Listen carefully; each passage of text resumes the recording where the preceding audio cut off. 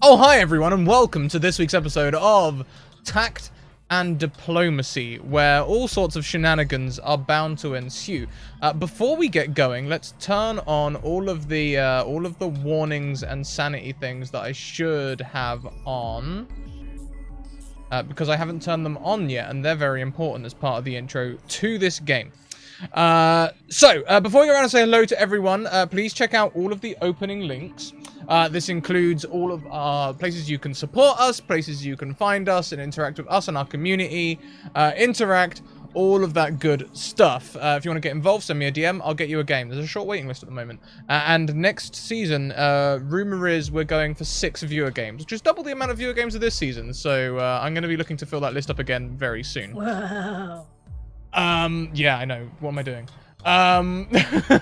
Yeah, also check out our sponsors, Burden Storm Publishing and Magehand Press, whom we're very grateful to because they make this all possible. Finally, check out the tweet and that last message there. Please retweet the tweet, because retweeting the tweet tells everyone where you are and what you're watching and all the good things. Let's go around and say hello to everyone, starting with that Kayla person. Oh, hi, guys. I'm that Kayla person who happens to be very sick. I am coughing like it's nobody's business, so I apologize for that in advance for blowing out eardrums. Holy shit, I am so excited for this, believe it or not. Despite my low energy at the moment, I have been so manic all week and just ready to get back into this. Like, oh, I'm so ready. I'm ready. Hurry up, go through the rest of them so we can start. Let's go. Come on. Well, let's just take a moment to... Kelly! Oh, hi! Hi. We always come to me right when I'm like typing something into Zoom chat or something. It's really become a pattern in my existence. Anyway, hi, I'm Kelly. Kelly on Twitter. Kelly in chat. I am here a lot. I'm also on Scrat's Patreon, writing articles. I'm also on DM Guild, writing and editing lots of things with lots of really cool people. That's me. Okay. Thank you, Kelly. Next around the screen, we have Renee. Hi, I'm Renee, and I have a taco. Also, you can find me on Twitter at RayDNR, also doing things like podcasts, like Fate and the Fable Maidens. That's my family-friendly D&D actual play podcast. I also am working on this thing called Edenfall. It's in pre-production, but it's totally going to be out in 2020, and it's a show on Scratticus Academy. Also, I write things, but the best place to find all of those things is Twitter or my website, which is raydn.com. So what's spelled up here, but without the R. Also, I'm actually Cashel. The end. Fantastic, thank you. Next around, we have Mackenzie. Oh, hi! I'm not scared for today, it's fine. Everything's fine. Anyways, I'm Mackenzie Lane Day on Twitter. You can call me Mac.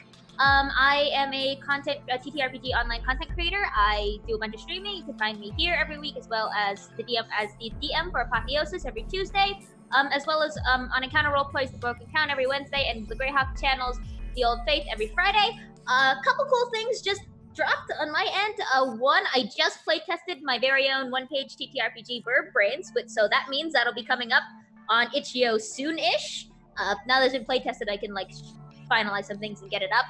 Secondly, this was also announced this weekend.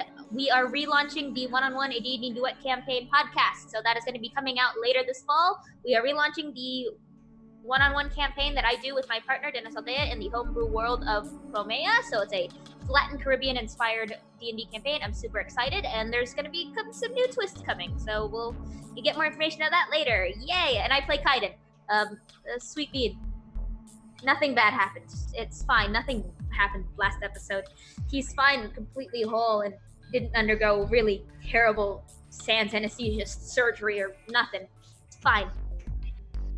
Don't give me that face crack. Don't you dare. Don't you dare.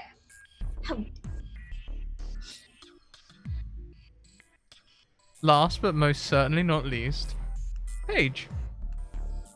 Hello, everyone. I'm Paige, known as D&D and Paige on Twitter and wherever else I might be known. And I play Eleanor, who is in my opinion, lovely, super unkillable, emotionally breakable character. I like to think. It's crap. And I'm very excited. She's been super fun to play, so I can't wait to get started now. So, let's start the session with a recap.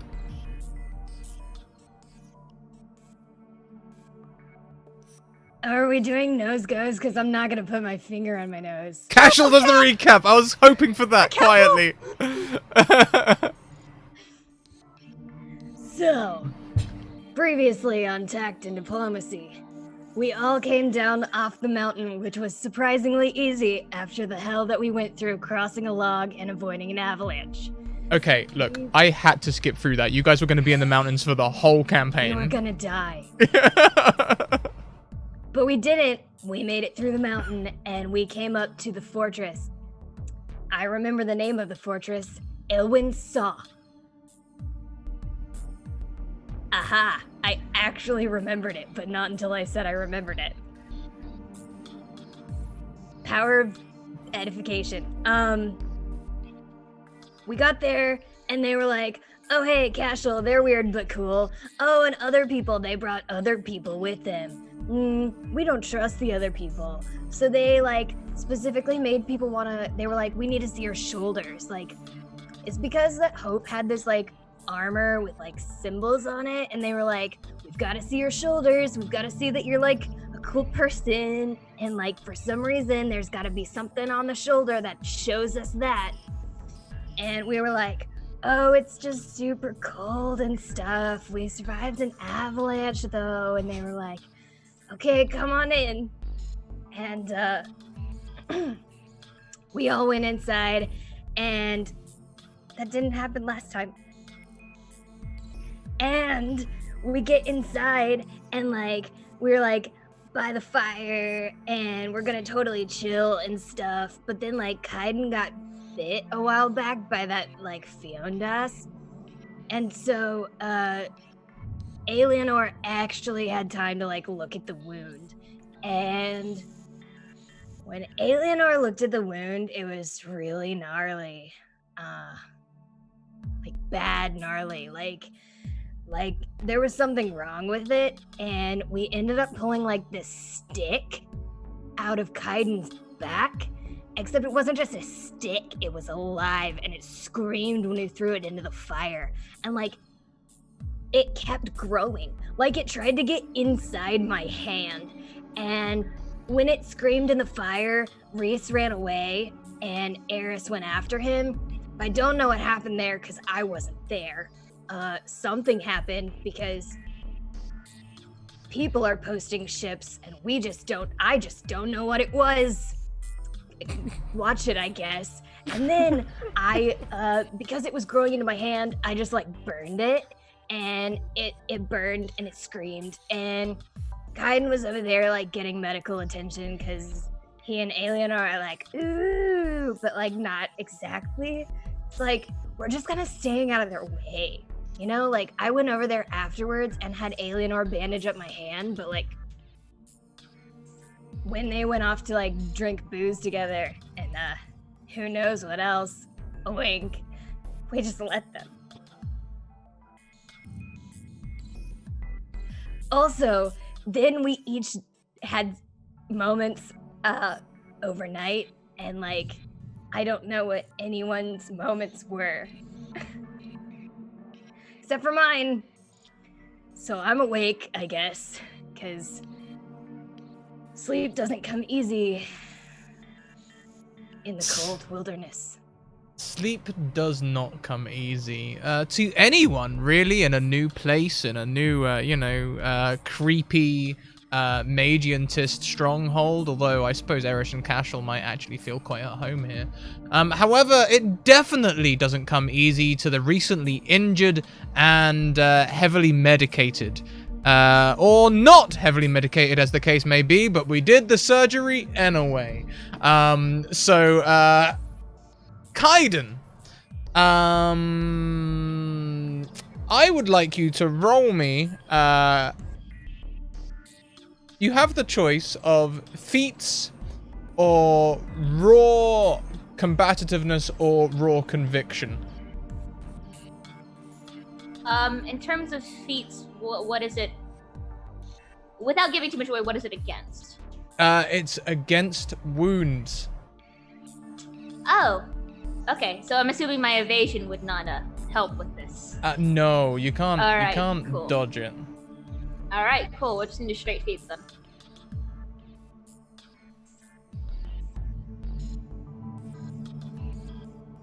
Hey, critical success.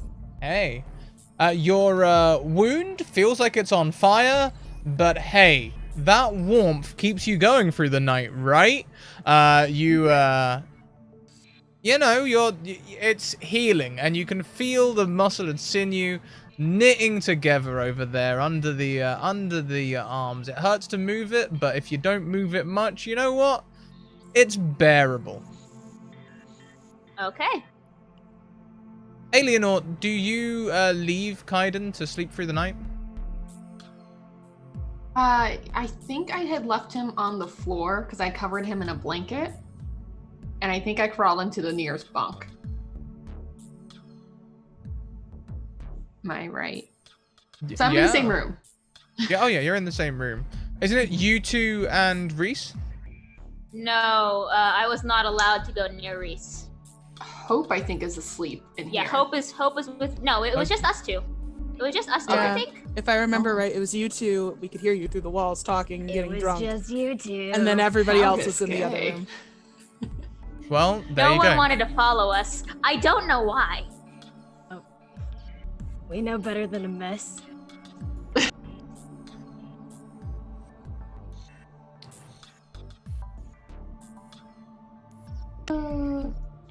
Let's have a private moment with Kaiden. Oh, cool.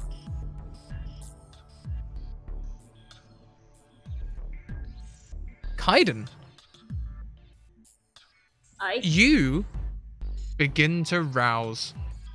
With that critical success, your wound's actually feeling, you know, it could be a lot worse. There's a large amount of flesh missing and it stings like all heck, but you're okay. I do have to ask because I remember last episode I woke up from a nightmare. Did me suddenly jerking awake rip out any of my stitches? No. You've been sewed up pretty well. It's not like your stitches are individual things. They've been well sewn. Alienor's a dab hand. However, you do wake to find yourself in an empty room on the floor. Alienor, you can see sleeping close by. The two of you are alone. Alright, well, I'm not going to wake her. How early is it? I guess is the... because I was woken up by a nightmare, so is it middle of the night? No, we'll say that you managed to get away again after your nightmare. You actually got some peaceful sleep. You just got a critical success on your thing, so I'm going to give you a peaceful sleep for at least 2 hours. So we'll set this to early hours of the morning. Okay. How does Alienor look? Did she look like she got a good night's sleep, or? Seems okay. Looks like she drunkenly stumbled into a bunk. Is she...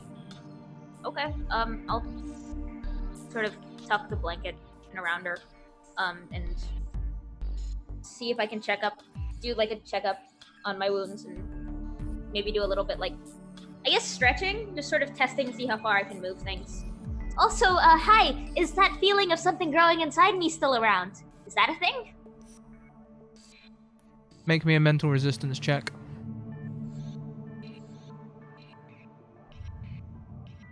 I would be remiss to not remember to point out that I gave myself a disadvantage last episode. I'm gonna hold on to that. I've got plans. I figured. I wore just my wanted to business let you tie know. today, and my kilt. I'm here for business. You're business Scottish. I can't see it, but it doesn't look good. Oh, not bad. Yeah, no, it's not terrible.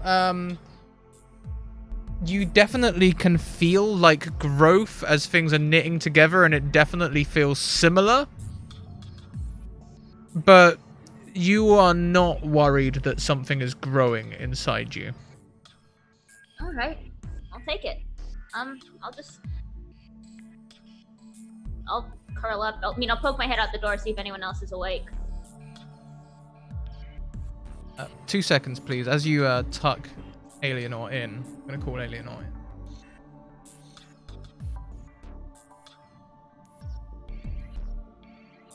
Alienor, you feel a tentative pat around you as Kaiden tucks you in.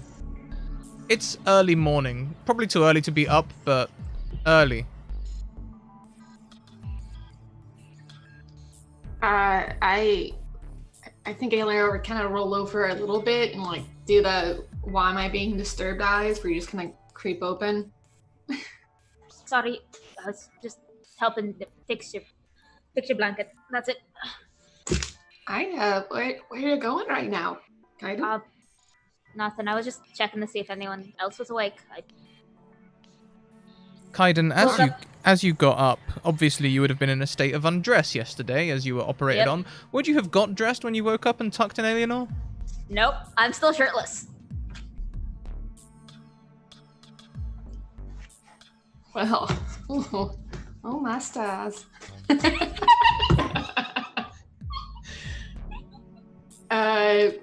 Noticing that, and I'm like, all right, be careful with your stitches, and yeah, I will see you in the morning at breakfast. And kind of like wide-eyed blush, just like rolls over, facing the wall, eyes not closed.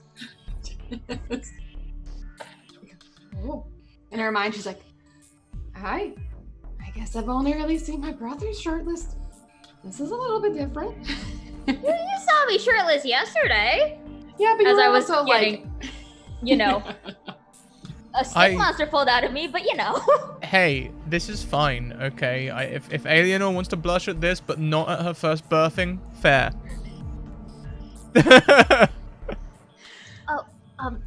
Right, sorry. My stitches are all right? Right? They didn't get messed up or anything, right? Getting up and only staring shoulder level and higher. Eleanor kind of walks around. And it's like, Before we carry on, Kaiden, could you give us a detailed description of, like, Kaiden's obviously shoulders, because that's where Alianor's looking, but should her eyes stray lower, what would she see? Well, Kaiden isn't... He's muscular, but he's nowhere near, like, the built muscularness like Tamak was, his blacksmith master? Person who was teaching him how to blacksmith. He's very lean muscled. Built for function, built for running away, like a runner or a fighter, more than a blacksmith, not as bulky. There are the stitches down his shoulder from his left side, but there's also a bunch of scars just kind of ripping everywhere from like his back and then across his stomach, across his front. He's got a lot more like scars and nicks and remnants of fighting or scuffling. When you say scars, obviously Alienor is a doctor, so she would probably be able to understand. Do these look like knife wounds? Do they look like you've been lashed by a whip, for example? Ooh, I don't think we didn't really concretize that part. Let's so do it live. probably, yeah, definitely there's knives, probably some things that look like impacts from crossbow bolts. Possibly, I would say maybe a couple of the scars along the back look a little bit like a whip, but a lot more knives, a lot more swords, a lot more things that look like they were aimed to kill.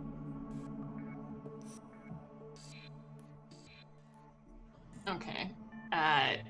Clearly, Eleanor's eyes are going to drift some. She is only a human woman. She'll just like peek I down have and be pants like, on. I have pants on. But I mean, you know, Yeah. abs themselves can be quite alluring. I need more information. Do we just have like six pack, or do we have like the full lateral muscle build? What's going on here? You know? Oh, it's not. It's like when you're on the cusp of a six pack. Like he definitely has it. Like he's got core strength. Boy has core strength, but he doesn't do the specific muscles to like isolate the abs. So it's just more very lean. He's got like the lines, but not Yeah. the six pack. Alienor, carry on. That was just for me. I was about to say, I don't think this is just for Eleanor anymore. Boy is hot. Happy Bi Visibility Day, everyone.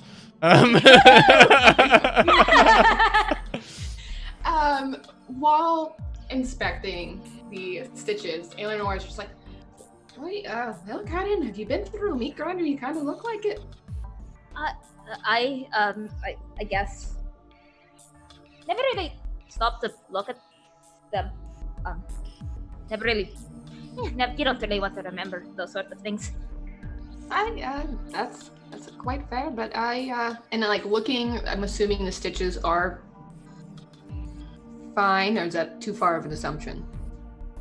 The stitches seem fine. You have a fine hand. You've done a good job there. Nice small stitching, holding together tightly. Stop. And she's like, I know the stitches are fine. How do you feel? Fine. Yeah, I mean, I don't normally fall asleep after drinking. I don't normally drink that much, so got a bit of a headache, but other than that, I'm fine. Well, Could be worse. I guess I'd just say drink some water and maybe try to get some sleep. I've been trying. There are definite bags under his eyes, by the way. All right. Well, then, unless you need anything else, Aiden, I guess I'll go back to sleep. Right, yeah, I'll leave you to it. Thank you. I'll wake you up when everyone else is around. All right. See you in the actual morning. Good night. And like awkwardly crawls back into bed. Awkwardly realizes shirtless. Whoops.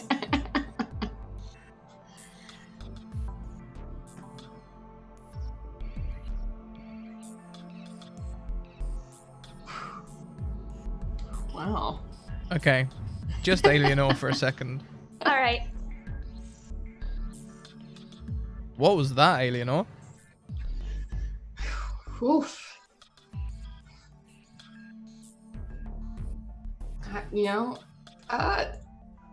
Eleanor doesn't know.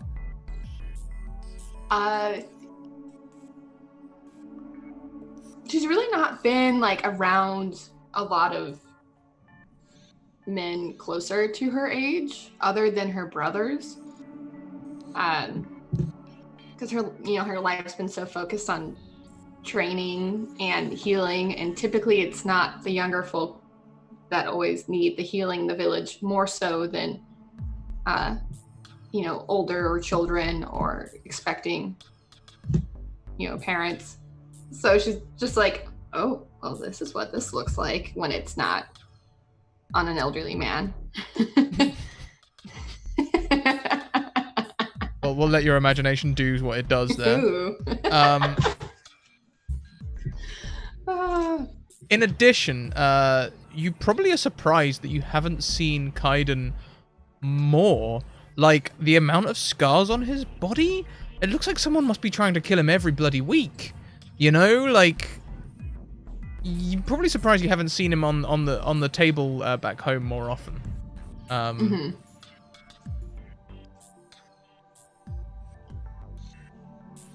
Maybe he's hiding something. He's definitely hiding something. Yeah, with the symbol that matches Hope's symbol, I'm not even going to pretend that Alienor hasn't pieced this together. I mean, you must have done. Yeah.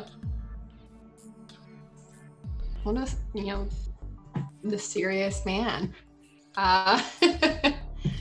This is nothing like the, good village person that her parents hoped that she would be leaning towards. Oh. Is it that serious, Alienor? No, it's just a passing thought. Okay, passing thoughts are very telling. Okay. Do you go back to sleep? Attempts to, probably not well. Probably just lays there. That's fair. That's fair. Shall we get everyone else back? Mm-hmm.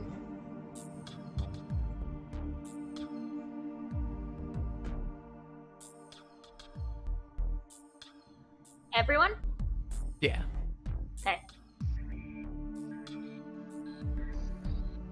In the next room, the walls are thin. You all will sort of hear early morning. No one slept brilliantly. You all got away reasonably well, but no one had the best sleep. Early morning, you will hear... Yeah, especially you, Casual. You hear an awkward exchange in the next room. It's muffled, but like you can definitely hear the sounds of two people being like, oh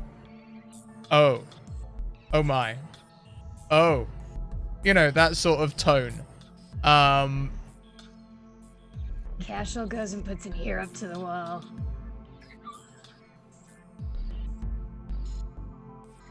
Okay, I'm trying to remember the exact words that you said. I actually imagine that this looks like Casual has one ear, and then Eris is like nose to nose with Casual, other ear to the wall. Because Casual has been up for several hours at this point. So, like, I'm eavesdropping. I Sure. believe Alienor said, I look like I've gone through a meat grinder. And then Kaiden said, I don't like talking about it. Didn't really look. So that's all the context the two of you get.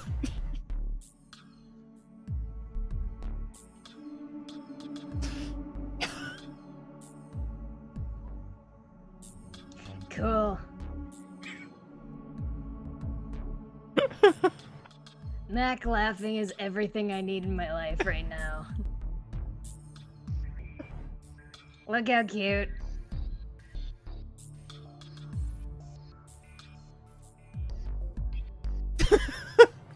So that happened. And today, playing the role of Kiena is Mac. I follow in the footsteps of greats. Casual and Eris, do you discuss your hearings? I say just as Eris puts a crisp in their mouth with fantastic timing. No, I think the moment that like Cash realizes Eris is awake too and like looks across the way to see them, just like makes eye contact and says, "They're coming."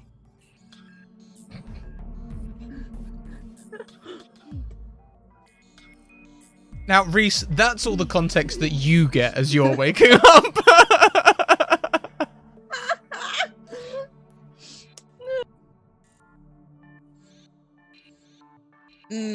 God. If anything, just out of sheer like terror and his own shy embarrassment, he will grab his pillow and just immediately bury his head as deep into the bed as he possibly can. Reese rolls over, goes back to sleep, tries again tomorrow. Pretty much, yeah. Well, this day is a wash. Time to go back to sleep. All right.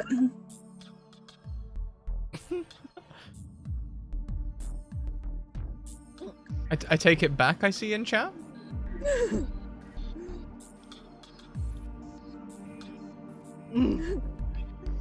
I think Cash Renee like just- pauses for a second and like looks off to the side, smiles a bit, and then says, "The Fiondas, I mean. Obviously nothing's happening yet next door."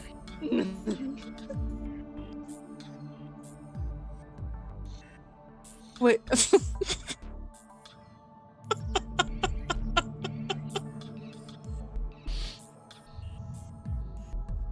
Yeah, I imagine that would be louder. Yep. I mean, Wait, we need- Alienor and Kaiden, do we need stealth rolls? I don't know. No? I don't know if she would even contemplate the process of what they could be thinking, so no. I did Well, not Kaiden know has- Alienor was that kind of girl. Kaiden has other things on his mind, and this is No fine. comment about This is- Kaiden. This is just normal. Normal things. It's fine. Okay, wait, back. Okay. Hope. Somebody just told me that the Fiondas are coming, so I'm gonna freak out for a second. Hold on. Yeah, being more serious, Reese probably would have been. Excuse me. Hope also sits bolt upright and says, "What do you mean? The Fiondas are coming." Well, okay, so hear me out on this one, because I know it's a little weird, and it's not usually my can of worms. But I had a dream about it, though.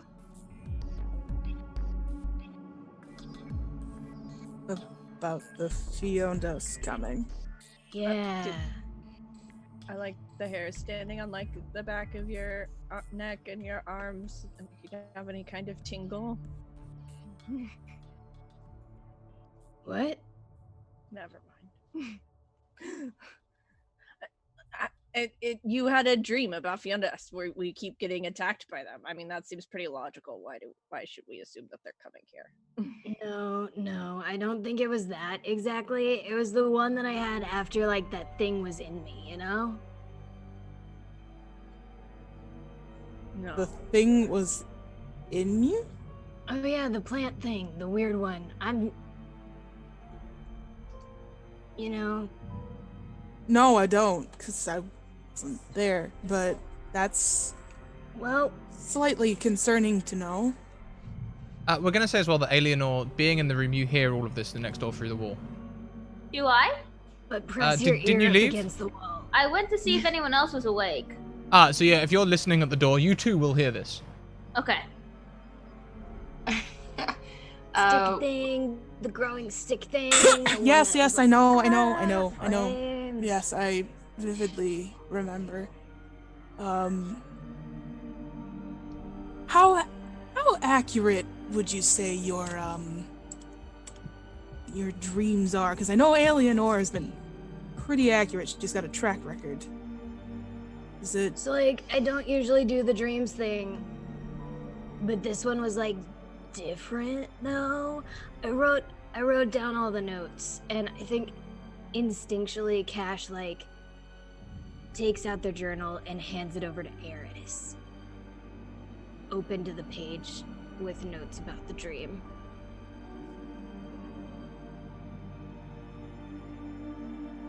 Eris resists her natural instinct to read the entire thing and instead focuses on the page that Cash had it open to.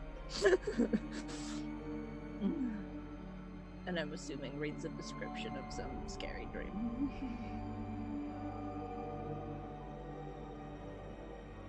Yes. But it's like literally every detail. It's like Out of context, is it the like where we left off last time with creepy wood guys standing on a cliff and What do we it's similar to that, yes. okay. That's out of context. I hear you, yeah.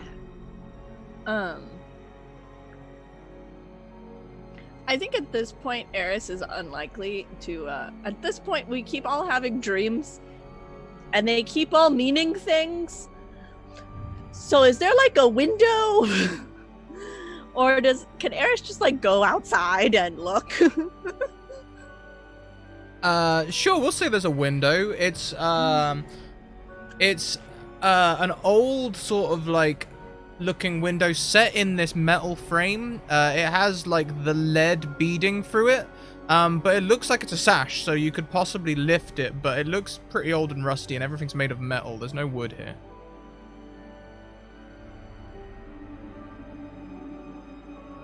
Well, Eris is going to open the window and see if there's anything standing outside.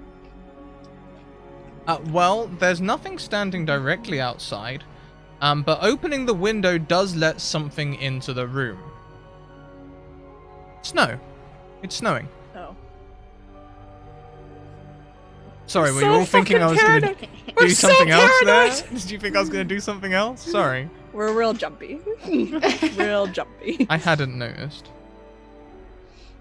Look, I've been over and over this. Like, I've written down every single thing, and I've asked all these questions. This is different. This is new, and this only happened after that thing was in my bloodstream for, like, a little bit. It's not anymore, it's fine, but, like... So what did it do exactly? This dream, you said they're coming... Fiondas are coming? What kind? Yes. How many? I'm assuming they means multiple? Yes, definitely multiple, yeah. No exact count. I don't remember, Renee does not remember, but Cash wrote it all down. It is all exact in this journal. Unfortunately, as is often the way in dreams, it was one of them things where you couldn't quite make out how many there were. There was just like a swarm. Then Cash writes out like more than 10, less than 50. Number. Yeah. Okay, yeah. Wow, As a range. That's not good. When Cash said that, hey, this dream only happened when the thing entered their bloodstream, Kaiden kind of goes wide-eyed and just sort of leans back against the wall and has got a little paler. There's a kind of a thunk. Eris, could you make me a observation check?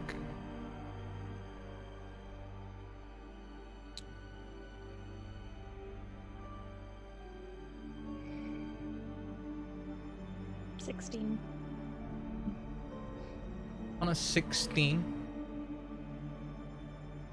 which is, more than complicated. Complicated is actually a very good descriptor of what you see. While I'm getting snowed on. While you're getting snowed on, yeah. There is a shape atop the peak that you have come from. It could be a tree.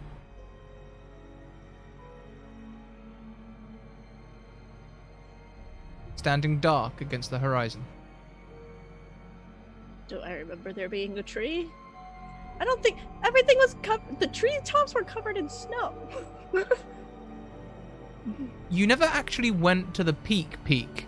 Like, this is right on the top of the mountain. You sort of came around the mountain when you came. Oh my god, it's the Night King.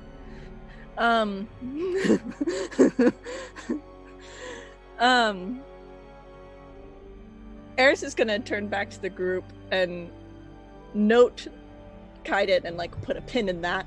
Coming back to that later. More pressing issues at hand. And she just looks at the group and she says,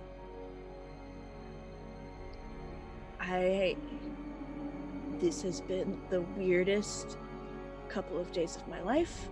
I am inclined to trust any potential omen or portent of doom. And I think we should inform the many armed folks with Fiondas killing metal that we are surrounded by promptly. And she's gonna walk out the bedroom door and look around to see the first person that looks like they belong here. Okay, and Cash is coming along behind you. Each of you hears a cawing from outside.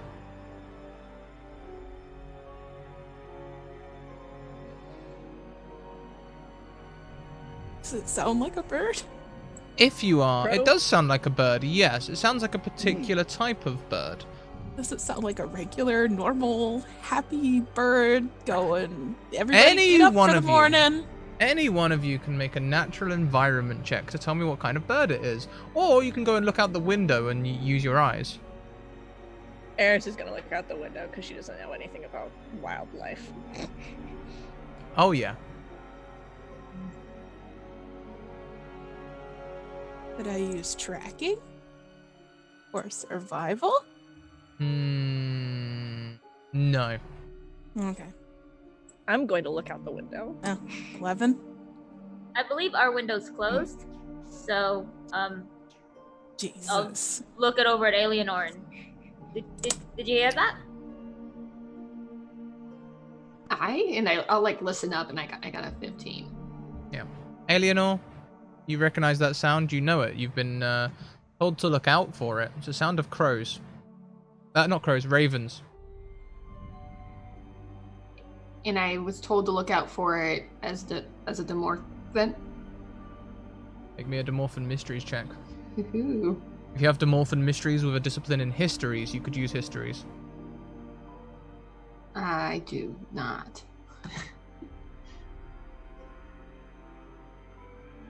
Still, that's Snap. pretty damn good. How many of them there are is important. What do I know, I guess, about the number and what it would equate to? You know that the raven symbolizes death. Its direction of flight and the amount of ravens in the unkindness is important. If anyone's wondering, unkindness is the plural of crows. Eleanor gets up Ravens. and goes over to the wall. Yeah. Gets up and goes over to the wall and like knocks on it like, "Alright, did you hear that? How did you hear that right there?" Eris, with that critical success, you see 5 ravens flying east. Is that towards where I saw the figure? How does that relate to the figure? The figure is south. Okay. Make me a mental resistance check, please. Me? Yeah, you. Ruh-roh. That's not bad. That's not bad at all. 11. I'm looking for my notes on you. Oh, rational. Great.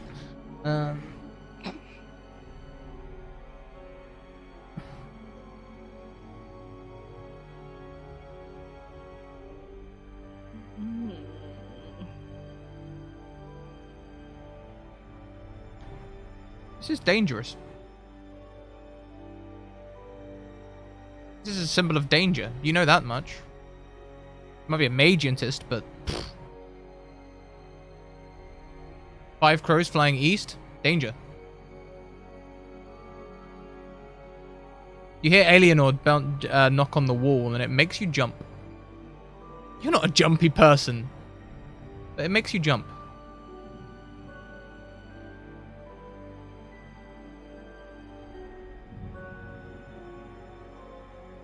This is not good. I repeat my assertion that we should find the scary army-like people with Fionda's killing metal. Okay. Well, then get your stuff together and let's go. And Reese is gonna start pulling on his gear, like, quickly. If you like, you may all join each other in one room to commune easier. Mm-hmm. Yeah, I think Eleanor would start walking towards the door and probably meet you outside the door. Cash is out in the hallway now. Hallway meeting. Woo. Yeah, Eris is gonna step out in the hallway and immediately see if she can find someone who looks like important.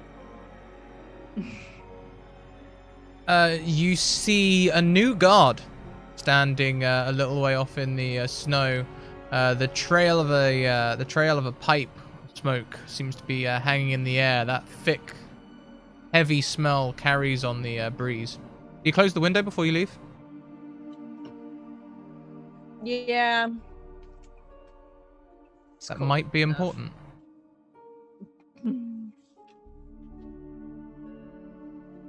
Yeah, I imagine she was standing it with the window, kind of the latch like pushed up and holding it, and then like let it drop as she walked away.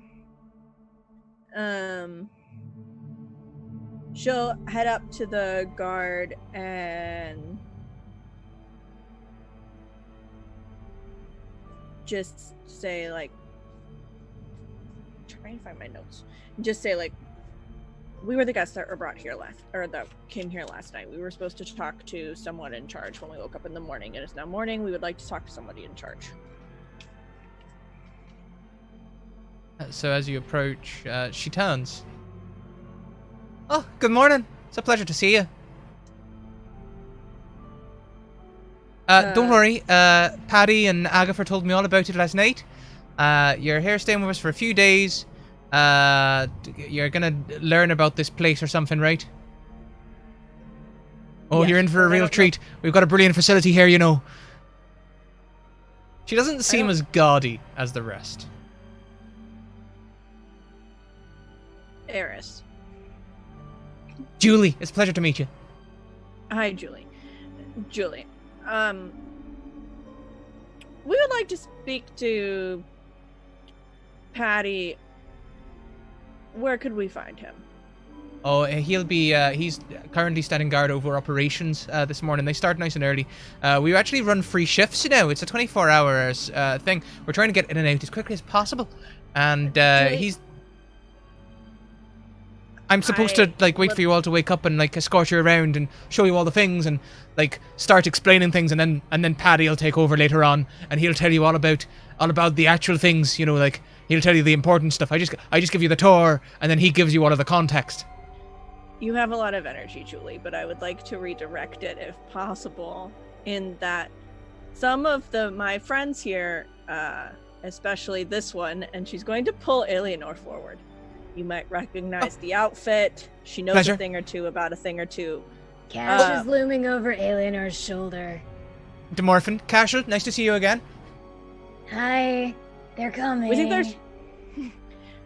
We Oh, have... everyone, are they? Are they all coming out of the bunker now? Are you all up? All together, are you? Alright, I was expecting you in ones or twos. Now, I've got breakfast ready. It's just over this way towards the canteen. But this is the Demorphin you wanted to tell me about, right? Alright, I'm all ready. You tell me all about your Demorphin. I'm ready. We have reason to believe your little encampment here is about to get attacked by, I believe the proper term is a fuckton of Fiondas, and we would like to speak to Patty about it immediately. I can see that you're very excited, but this is kind of an emergency. Oh, right. Well, I wouldn't worry too much while you're here. We're pretty well protected against the Fiondas. I This is really so. thinks that. Caution. So far, it's been 10 days since the last attack, and on the last attack, we actually managed to capture one, and we slew the thing. It's dead. We're pretty confident we could do it with a bunch more. Now, I'm not familiar with this unit of fuckton. Is that like 100 or a couple of hundred, or is it maybe one of them weird ones? You know, like one of the 16 multiples. Like, is it a 64? Is a fuckton like 64 of them? It's a lot. Let's just say that. You said you slew one of them. I'd love to start the tour with that. Somewhere between 15 and 50. Somewhere between 15 and 50. And she actually grabs like a small notepad and is like, fuck ton. Somewhere between 15 and 50. Right. Well, look, I understand that you're all tired and you're all a little jumpy, and I get it. But. My counter argument is bacon. Eris is gonna Yum. put a hand on her shoulder and just say, my counter argument is that we're all going to die. So I think bacon can wait. All right. Look, I'll tell you what then. I'll tell you what we'll do. How about I put you all at ease by telling you how we deal with the Fiondas attacks when they happen. How does that sound? That would be wonderful. Right. We'll start the tour with the defenses. Follow me then. We'll do a little bit of the tour before we go for breakfast. Yay, tour. That's the sort of enthusiasm that I'm looking for. All right, now, let's go. If you follow me this way. Now, and she leads you towards the gate where you first came in. Now, this gate here, it's made of reinforced steel with spikes made out of turgak. Now, the spikes, they put the Fiondas right off, if you don't mind me saying. And if you follow me around, you might notice that on the inside of the fence, there is a whole bunch of okay, now hang on a minute. Fundamental, we're doing the tour all out of sequence. By this point, I'm supposed to have told you all about Flux. Who here? Now, Cashel, I know you know all about Flux. Who here knows about Flux? Eris there. Buried me in an avalanche. I know it makes quite a boom boom. Oh, What that one said. it makes a boom. Which one of y'all knows how to make Flux into explosives? How did you do it? She goes very serious. I mean, Cashel, I know you know how to extract Flux, but I didn't know you knew how to make, like, weapons. Hey, I'm pretty good at Flux. No, like seriously, I'm pretty good at Flux. Do you have like all of it. Do you have a Fervent's rifle? Come on, one of you's got a Fervent's, haven't you? A boomstick. Hey, that's the one. Made by a man named Fervent. Called them rifles. Don't know why he called them rifles. Boomstick is a much catchier name. Y'all have one? I have something on me that was a gift from a dear friend. Eh, there's more to you lot than there seems, eh? Alright. Well, you know a little bit about Flux then, and how you can turn it into weaponized stuff. Interesting. Well, this fence runs on the green Flux, the stuff that you take from plants, right? We electrify it. It crackles with like lightning energy, like we've trapped lightning in the fence. Whenever the Fiondas come near, we turn that on, and they don't like it a bit, I don't mind telling you. And also, you'll notice that the holes are just big enough to poke a sword through. What we do is we alternate between turning the fence on and off. When it's off, we stab. When it's on, they go away, and we can like change ranks and that sort of thing. Also, we've got arrowheads with Turgak on as well. We try not to use too much of it, because a large amount of it we are shipping back to Rise. Now, this is where it gets sketchy, because I'm not sure how much I'm supposed to tell you, but essentially, we want to make Rise as safe as this place. I'm telling you, there's not a safer place from the Fiondas in all of Tree Kazal right now.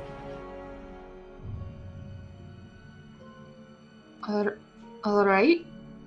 Well, Julie, that was quite a tour. Oh, we're only just getting started. Follow me. Julie, I think my friends and I might feel a little bit of comfort if we were properly equipped to participate in your defenses. Don't you worry about a thing. Whilst you're here, you won't be required to participate in any of the fighting. We have a whole barracks of people on standby. We work in rotating shift, and they're all ready to spring to action. Nearly a 10 score of men. And women. Scrat, while we're out here, now that Eris is outside, does she have a better view of the thing on the mountain? What thing on the mountain? It's gonna be like that. Got it. Can I have a quick moment with Eris, please? Yep. Eris. Make me a mental resistance roll. Oh no. Oh. Ravens flying overhead. Strange tree on top of the mountain. No one else saw the tree. You can't be sure that you actually saw it now. Maybe it was just an omen.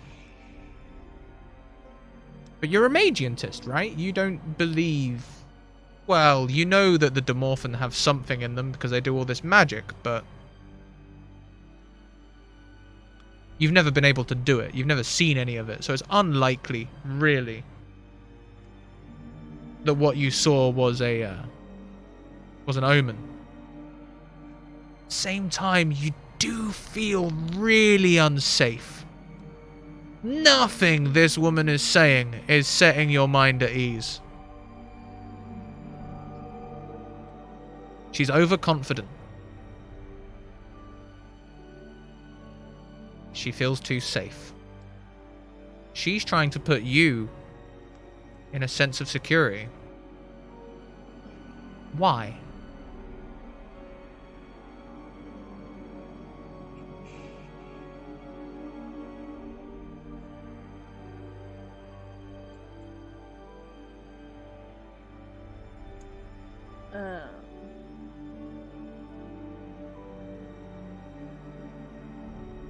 Okay. Don't know if I have any questions. Do I notice anything else moving in the woods, or does anyone here? To me, does anyone here actually look like they're prepared for anything to happen, or do they look like they're all just kind of snoozing at their posts?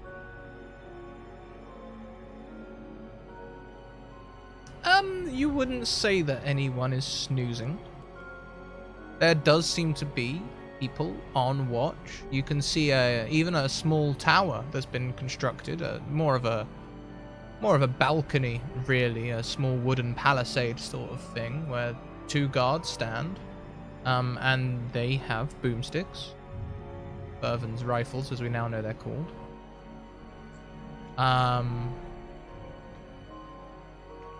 But I also know that doesn't necessarily kill them.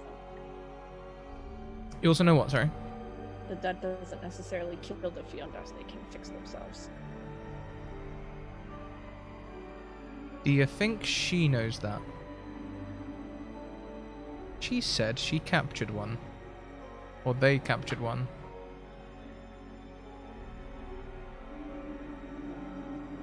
Okay. From this point forward, Kelly, Eris is going to feel compelled every morning to look south for omens. Just in case.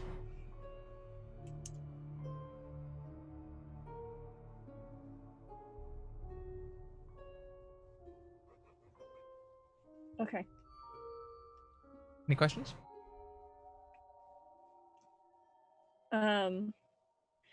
When I asked her if we could see the creature, did she have any ticks, any direction, like the eyes flash a direct, like, is there any way that I might have a hint as to where it's supposed to be?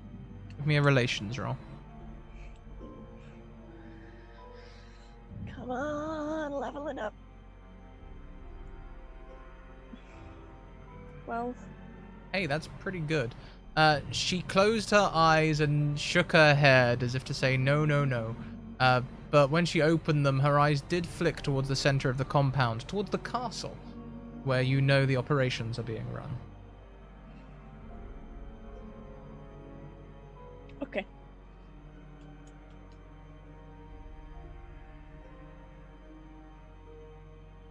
Ready to go back? Yes. This was fun. I enjoyed this.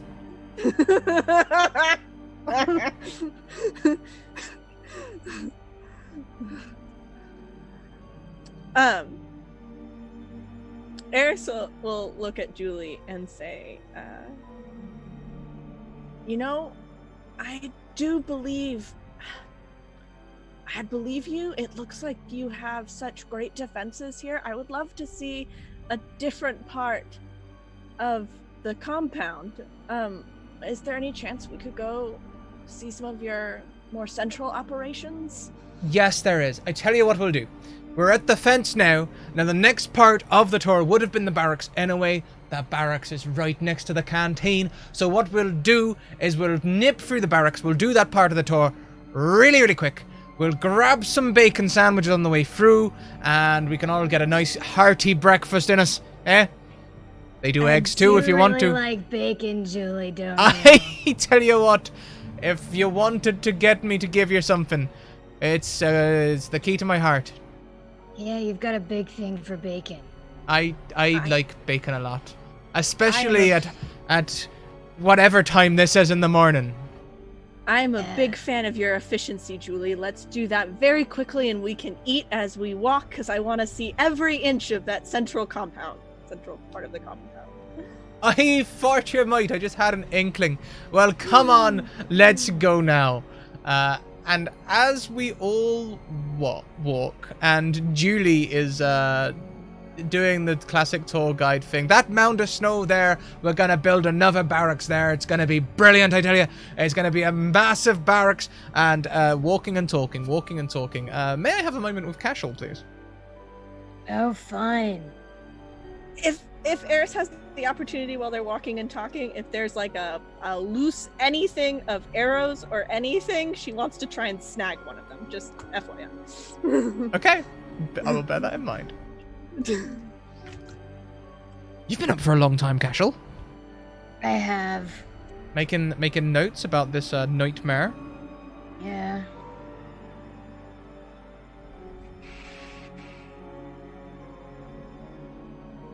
What's up? Reese doesn't sleep peacefully. Yeah, that tracks. He seems to toss and turn. I'm not sure whether you would make notes on your fellow teammates. Would you? Observe. I don't think we've crossed into notes yet. I'm not sure if they're worthy of the facts. Of course. I only have so much space in this journal. I'm very picky. I'm just gonna react to chat there and turn the music down just a little bit.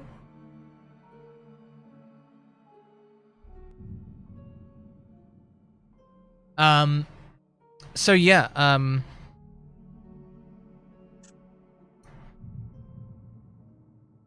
what is preying on Cashel's mind most at the moment?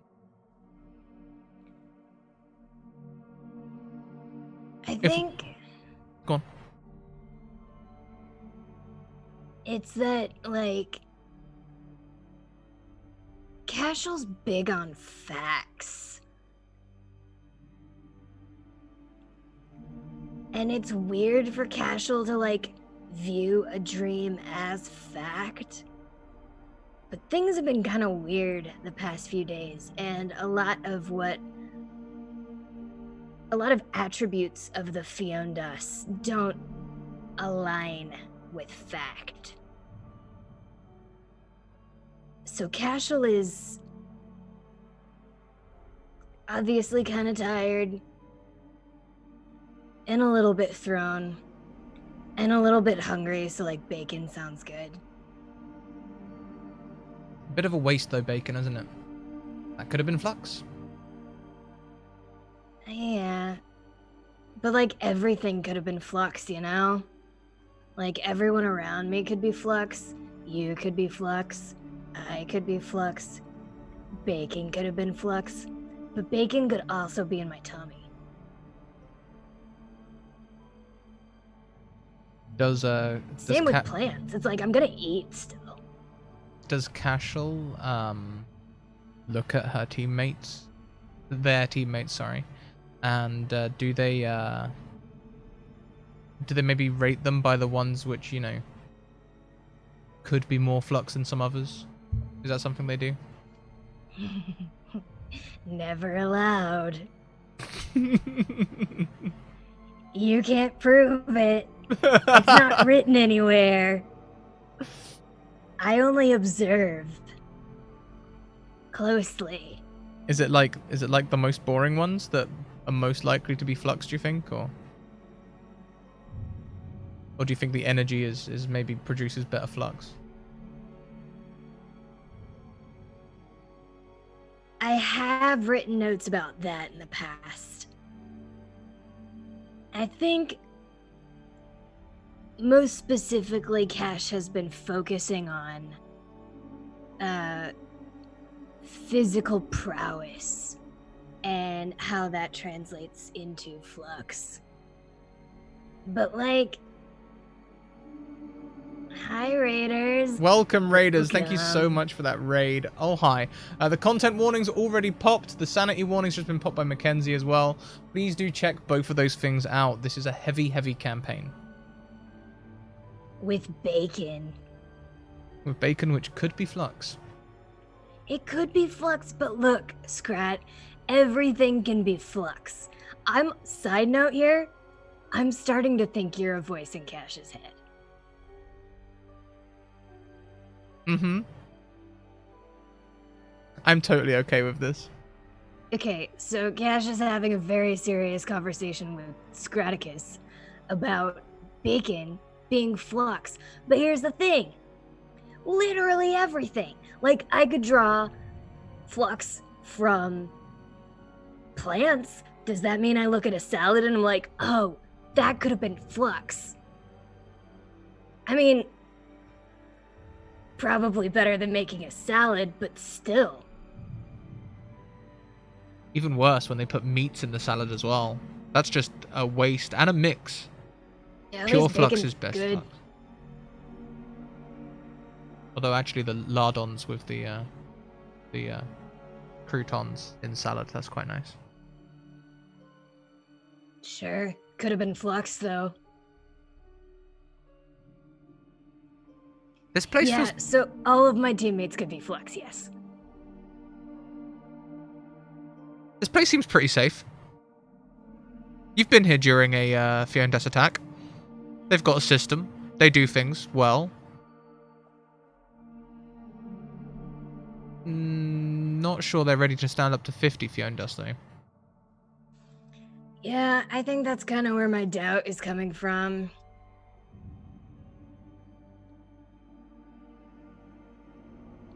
I feel like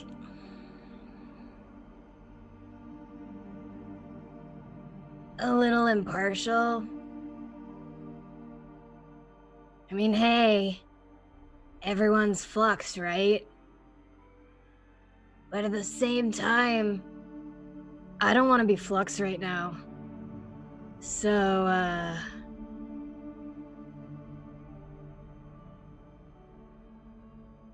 I want to survive, and I don't have a lot of faith in.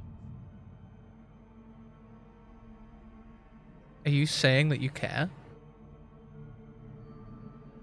I'm saying that I have more to figure out before I die. You give a flux? Damn it, Scratticus.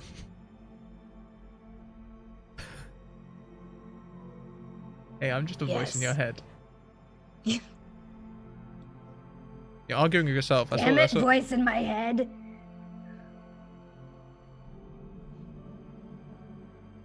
Is that animation showing on your face? Do you think everyone knows that you're talking to a voice in your head? I don't know, do they?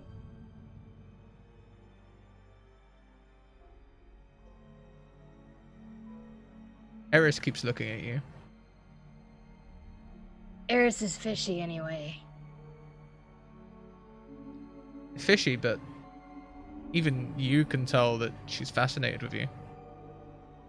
Who's this Renee everyone keeps talking about? Like, who is that? I don't know, did I say Renee? No, it just keeps coming up. I don't know.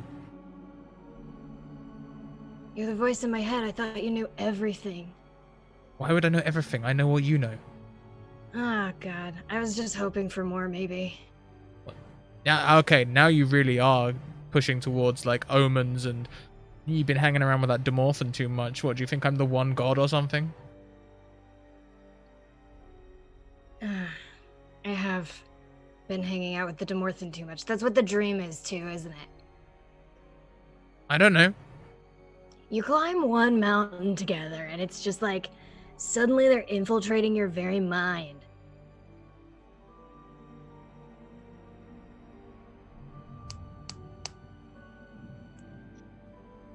At least they're not boring, though.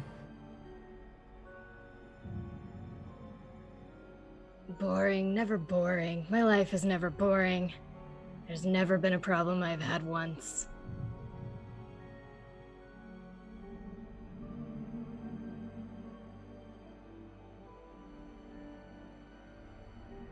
I wonder if Demorphin brains are different to regular brains.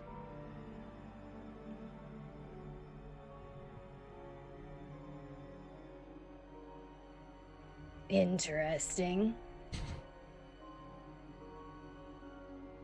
She's not dead yet, though. Yet. Anything can happen. Your own death attack's coming.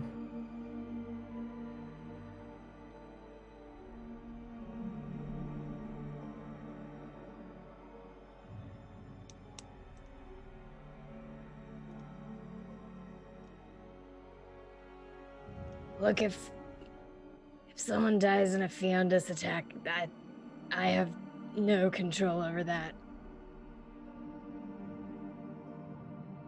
I didn't say you did. What are you implying? Oh no, I'm just stating the obvious so that we're very clear on our morality here. Look, I don't claim to have morality. I'm here to challenge you.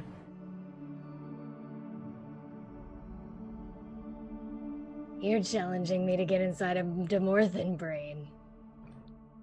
Didn't say that. No, you're sneaky. I hear you, voice in my head. Okay, but look, note for future, it'd be interesting to see if mystics have different brains to regular brains. Yeah. No, I would. I mean, by that logic, I'd be interested to know what a Mangientist brain looks like as compared to normal brains. As compared to Demorphin brains. If we're gonna make this a study, let's make it a study, you know? We need a lot of control brains then. Maybe a massacre's just what we need. Fiondas are coming. The Ondas are coming. They'll be coming down. They'll be snaking when they come. Snaking. Sounds like bacon. Are we going to get bacon? We're going to get bacon! Yay! Could have been Flux. Still yummy. Maybe Flux is yummy. Have I never eaten Flux? I don't remember eating Flux. We've never eaten Flux. Maybe if we just Which one do we try first, and which do you what do you think happens?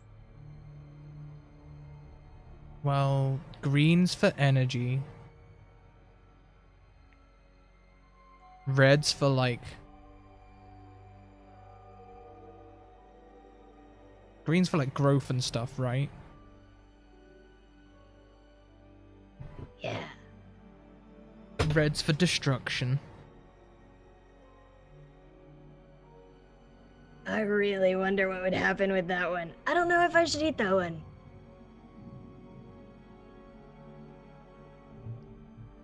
Nah, it's science. Maybe we do it anyway. Blue's for transitioning stuff from one thing to another, so that could be really interesting.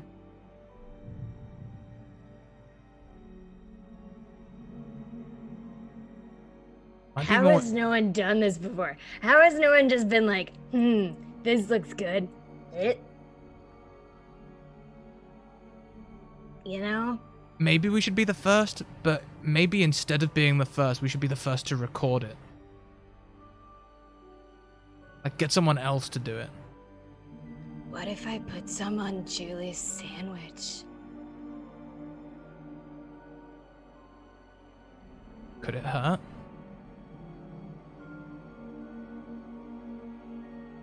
Bad question. Don't answer that. I think it's a great idea. Which one?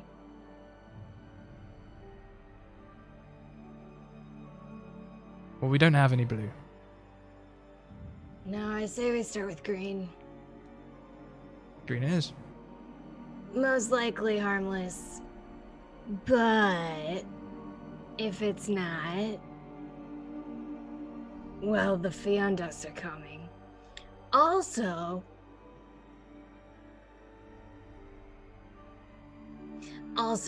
well, then we'll probably have a better idea what the red does.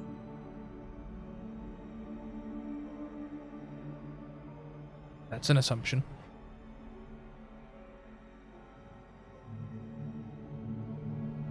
It's speculation, it's a theory, it's a hypothesis. You know this. Use technical terms, please, voice. For any hypothesis, state your assumption. You're assuming that green and red react similarly.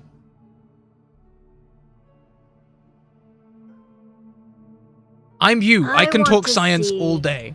I want to see what the green does, because if the green has anything to do with growth,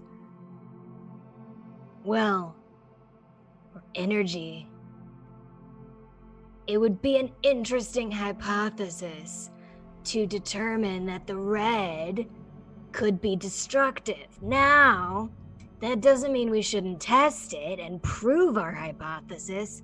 We can still start with a base theory. I'm just saying we have to state our assumptions.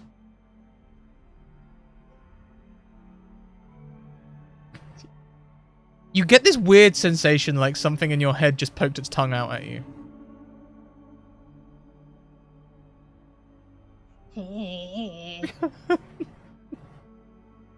you ready to go back, Cash? Yep.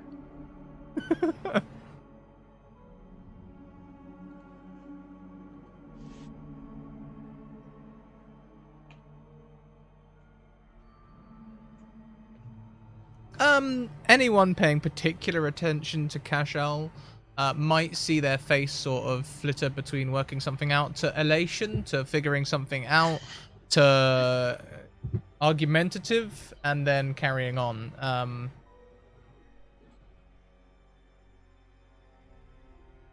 Yeah. Now, here we are at the barracks. It's a wonderful place, the barracks. You're gonna love the barracks. We've got 50 bunks in this bed. In this one, we've got another 50 in the next one. I won't show you both. It was on the plan. It was on the docket, Eris. I know you like efficiency, but I figure if you've seen Julie. one barracks, yes, Where's the bacon? it's just in the next room. The bacon is coming. It's Cash leaves. well, we'll see you in there, Cashel. You have fun now. Goodbye. I'm not allowed to let the rest of you walk around. Cashel has been here before. We know Cashel, but we might have mentioned the other day that we've had a problem with thieves around the area, and we can't have you all just wandering around. You're right there, fella, scratching your shoulder. Everything all right? Right, yeah, just surgery. All right. Don't picket it. Trying not to, sorry. Can I ask a wee question? Do you have a lot of ravens around here? No, not a lot of ravens, no. Up here in the So mountains, they're not a mountain bird. No, but did anyone else hear the wee little ravens going about?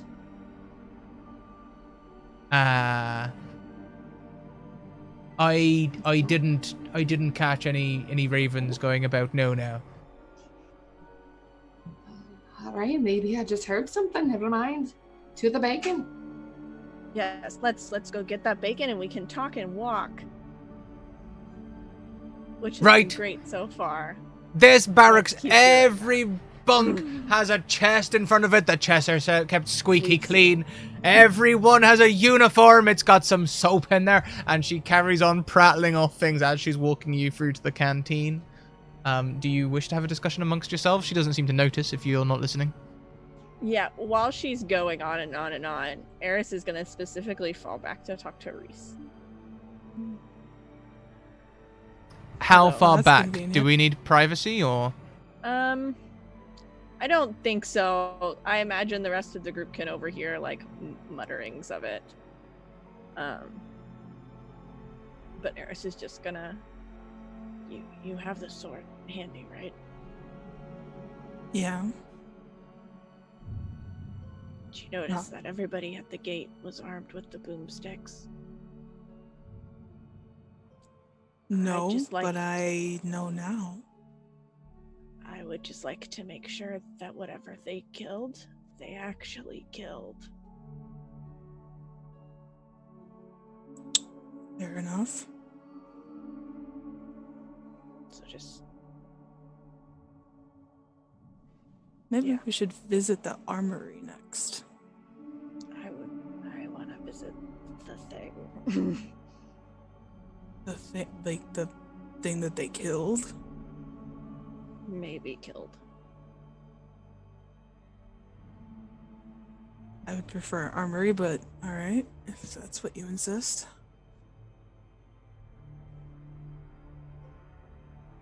And I just thought we've been open with our info, so I thought I would share. That's fair.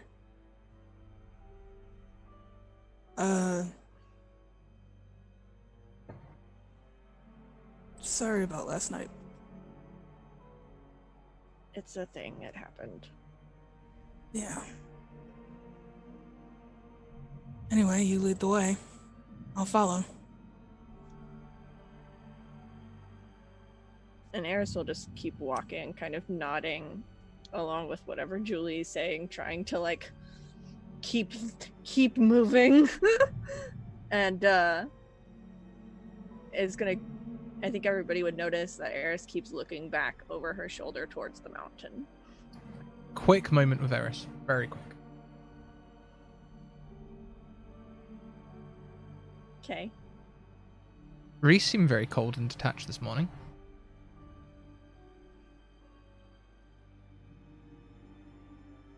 That's what people are like. I mean, after yesterday...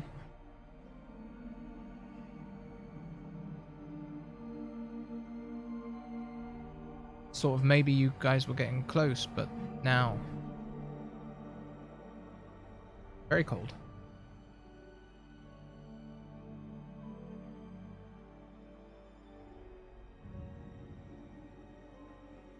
Yeah, I guess I thought he would have been more inclined to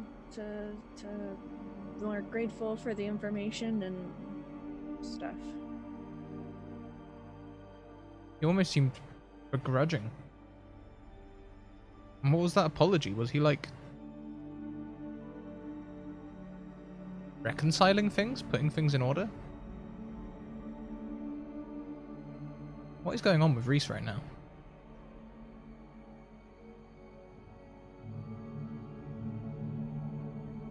Okay. Okay? Mm-hmm. Any questions? Did it seem like he took me seriously, or was he blowing me off?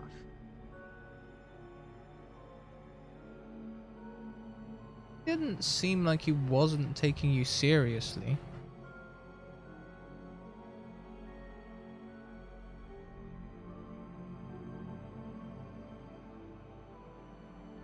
Okay.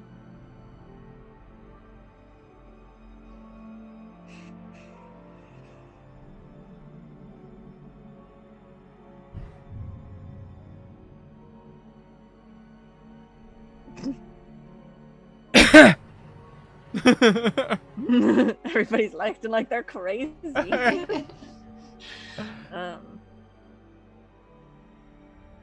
Julie's still blathering on at the front there. And this is the canteen. In you come now.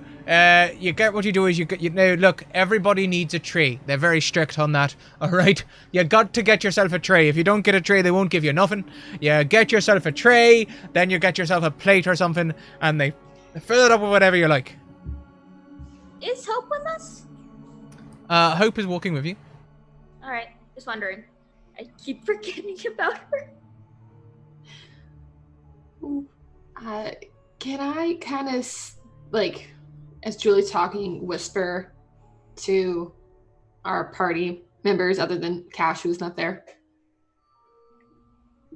Just be like, all right, did you really all not hear the raven calling earlier? I heard that. I heard that. I've heard it a couple of times. Oh. Muted, Kelly. I've heard it a couple of times too, yeah. What is going? Okay, let's. Oh, back now. Oh, there we go. Oh, We're gonna use the other microphone because mine is apparently on the fritz. Okay. Oh, what did you say there? Ash is just gonna. She's kind of standing off to one side, like arms crossed. She's like, yeah, I mean, I saw ravens or birds or I don't know, black How things many? in the sky. How many of them? 5 of them. And what does that mean to Eleanor Scrat? The direction's important, Eleanor. Which way did they go? East. May I have a private moment with Eleanor?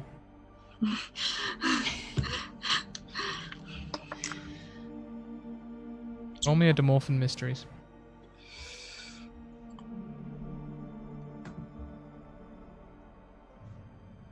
Five crows flying east. Someone is going to die. Someone close to you is going to die in the next 24 hours. Is that something I know certain, or is that it changeable? It's an omen. 5 crows flying east. Someone's gonna die.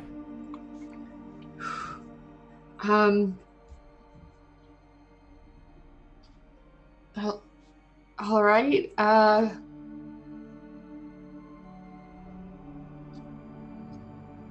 She's definitely stumped by this because she's looking at, like, 3 relatively hale people at the moment.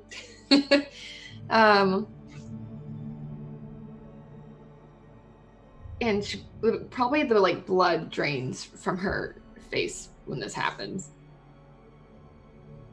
Any questions? Mm-mm.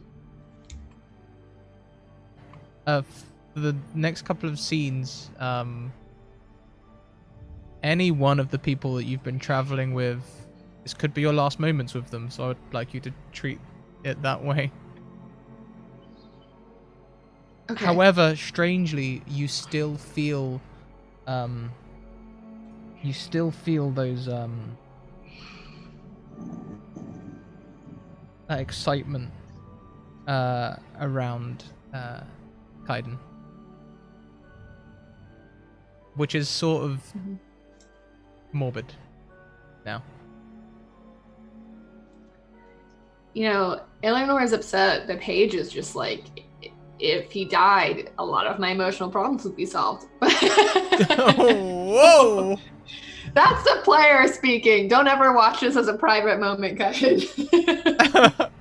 Okay, maybe you should have disclaimed that before you said it. Hey, Mackenzie on the rewatch. I hope you enjoyed that. Sorry. Oh, trashy, then strike again. Yes. All right. Yeah, I think I'm ready to reveal this little bit of info to them. Okay.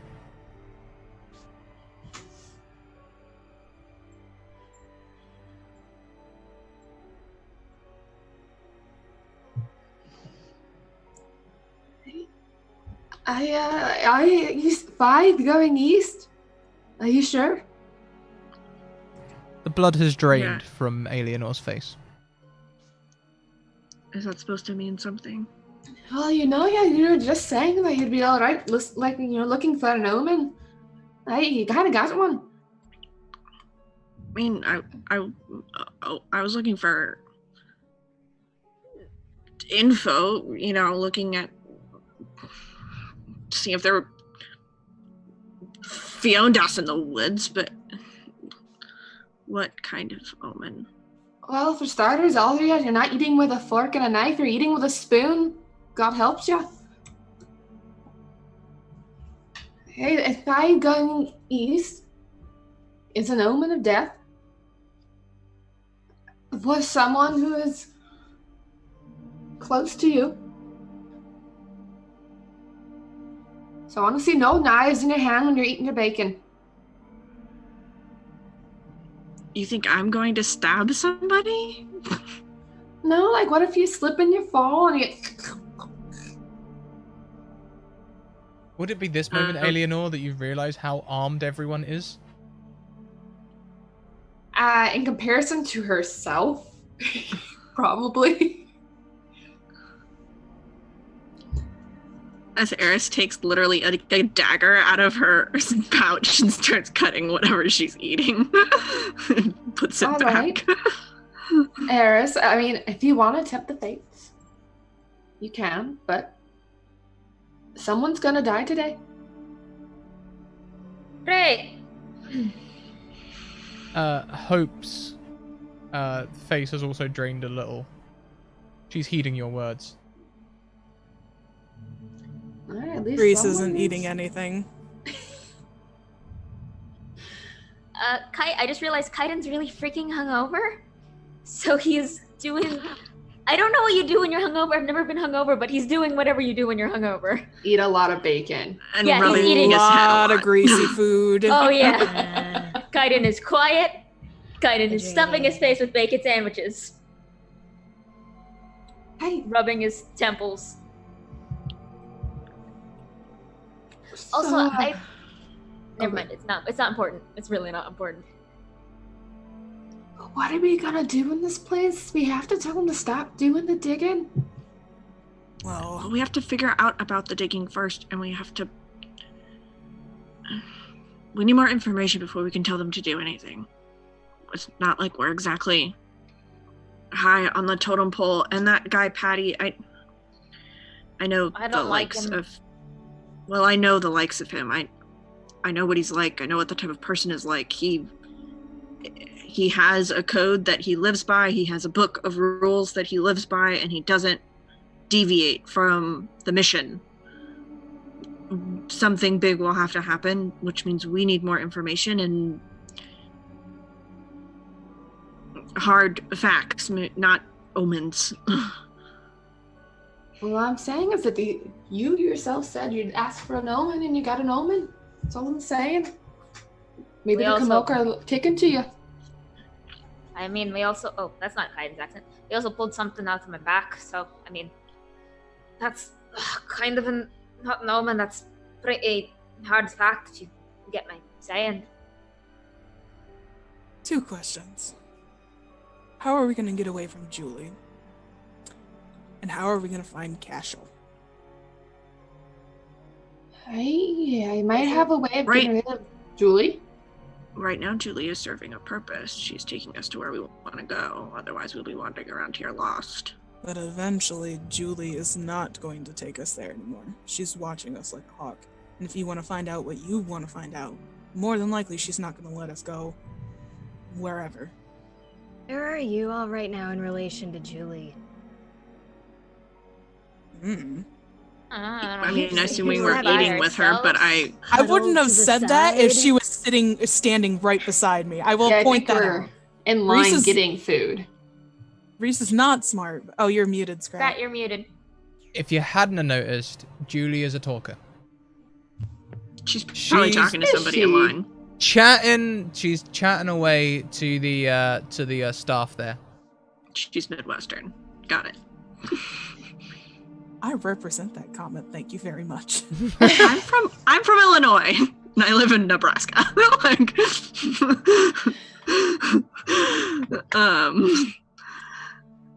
Love how offended you are about being called polite.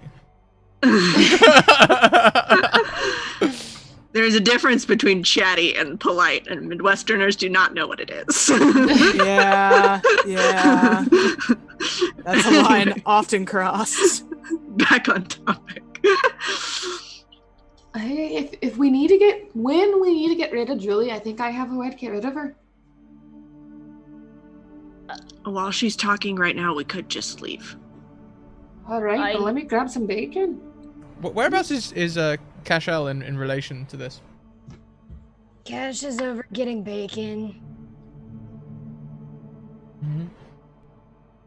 Just in the room with us? Yeah, Cash has been in the room the whole time. Cash got here first. Oh. Well, that's both my questions answered, so carry on.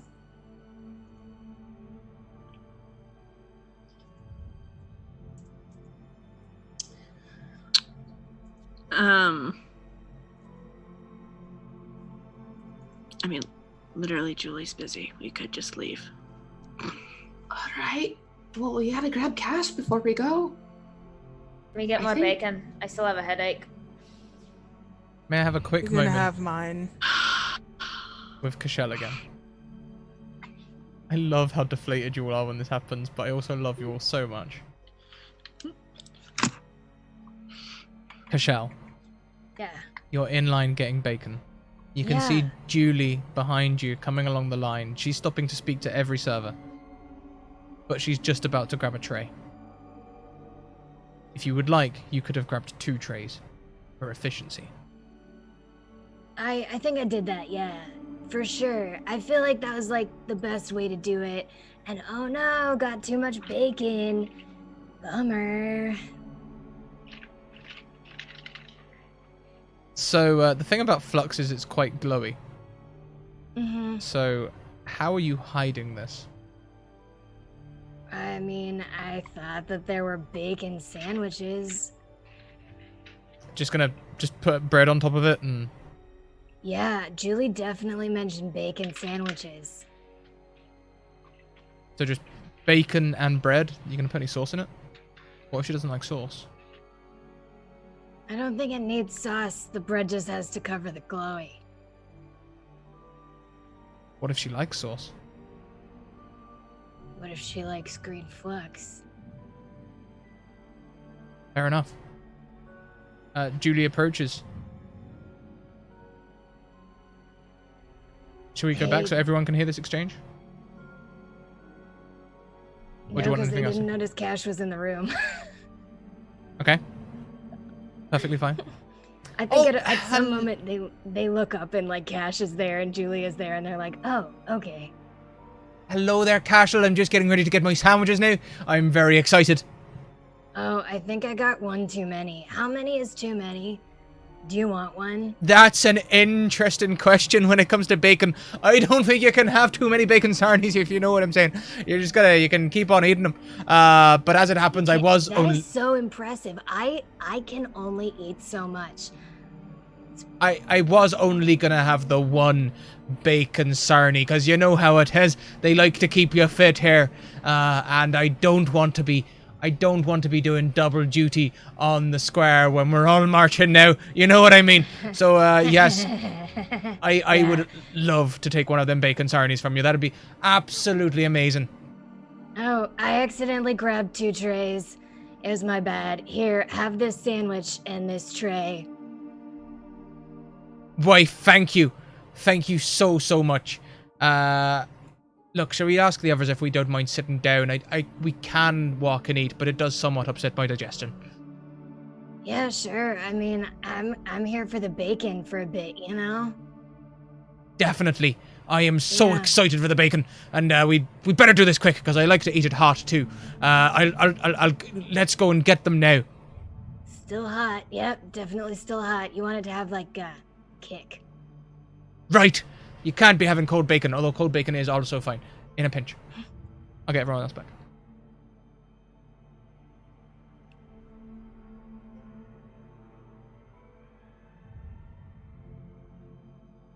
Julie and Cashel approach you, both with bacon sandwiches in hand. Alright now, look, I know that we said we'd walk and eat. I know that we did. But hear me out. It's very bad for your digestion. Why don't we just have a quick sit down? Cashel agrees. Just have a quick sit down. It's only the one bacon sandwich. It won't take 2 minutes to eat. And it'll be grand. Also, for science, is there a thing as too much bacon? I said no, personally. But I am trying to watch my figure. I'm only going to have the Julie one. says no. I could really go for more than one, to be honest. This might be weird. Can Cash roll a relation roll for me? Yes. Can I do that? I think so. I've got no idea what's happening, but let's roll with it. Sure.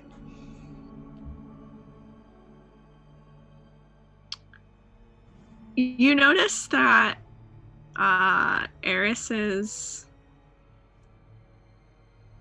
body posture towards you has changed, but you don't know why. Okay.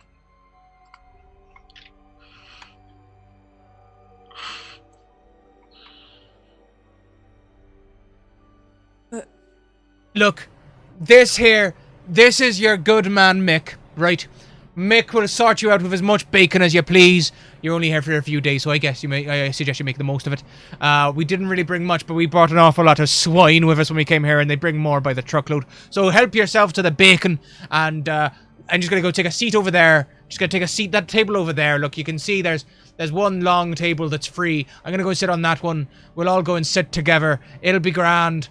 We'll have a great time. Reese, I can see you're hesitating, but trust me on this. The bacon, it's gonna be great. It'll feel. I really like to eat it hot, so I'm gonna go sit down. How This is about I great. just stay right here by the door? I mean, so I you don't know literally if any of you can't. knew this, but Julie is really into bacon. No, I could guess. Has she gone to sit down? Like, has she left from our She immediate- turns to walk towards the table. You notice her go over to the sauce stand first and select a bottle of sauce. Sauce on bacon? This is truly a horror stream. Okay, wait. Is it American bacon or is it like the Canadian, like ham bacon? I don't know what either of those things are. This is like British bacon. Oh my god, What is British bacon? What is British bacon? A medallion with a streaky bit at the end. Gosh, do y'all not God like damn it. eat sandwiches with dipping sauces? Typing British bacon right now. We're I learning. just imagine things. everybody has full English breakfasts, like all across the whole place. We normally do. We're working on a full English Oh. breakfast taco.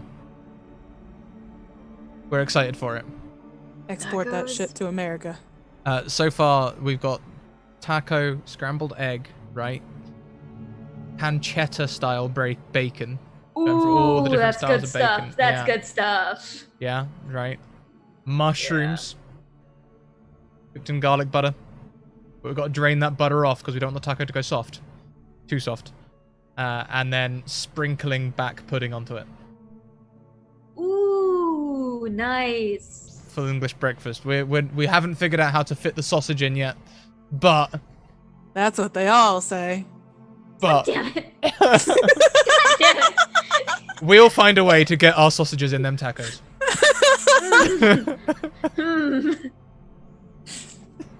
Hmm.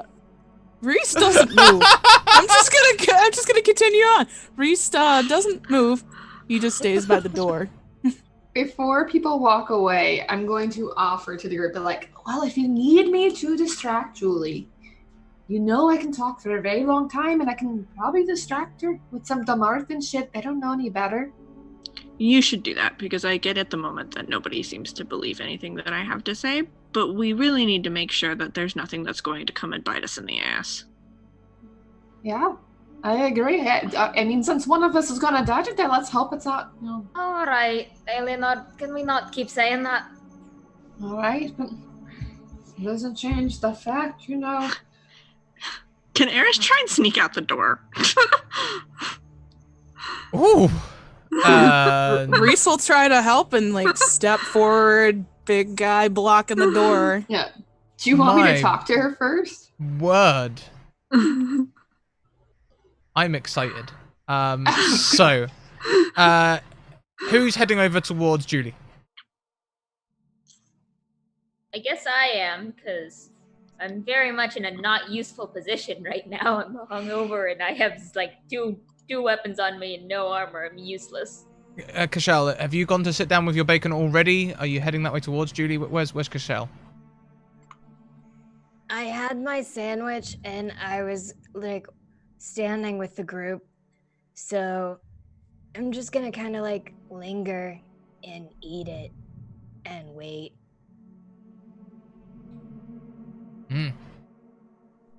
Okay. So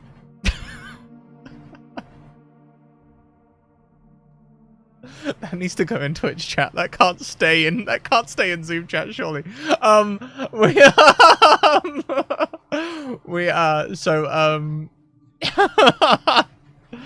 Sorry. Reese and Eris then. Eris, do you have stealth? Yes. Then could you please roll me a stealth roll? You have 4 advantages at the minute. I was planning on using one of them.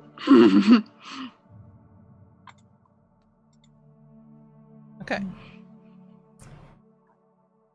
Eris leaves. That's really low for me, I think, actually. Okay. Not that low. No, not that bad. In fact, that's pretty high, actually. What does Hope do? Hope sort of woodenly goes and sits down with Alienor and Kaiden.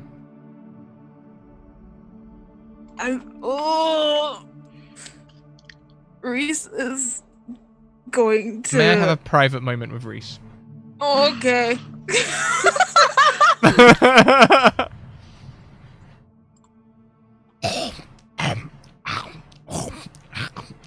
It's everywhere. Yeah, Reese. you don't have to remind me. I know. People eating all in this room. This is a soldier's barracks. Hell. It's hell. It's straight up hell. Like, it looks like half of them don't even know how to use a knife and fork. They're just ripping meat out of the buns. It's like watching a herd of animals. Yeah. Or maybe rats. It's not good. Yeah. Yeah. How is Reese feeling? Oh, he does not want to be there. He doesn't want to be there, but he also doesn't want to cause problems because he's probably the most noticeable of the entire group. Aside from Cash, maybe. But she's welcome here. So he is quite literally the most noticeable of the group.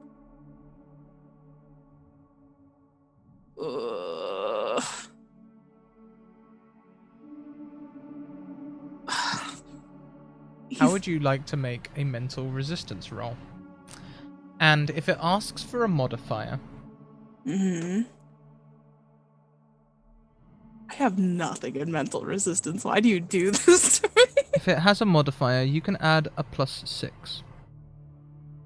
Really? You can.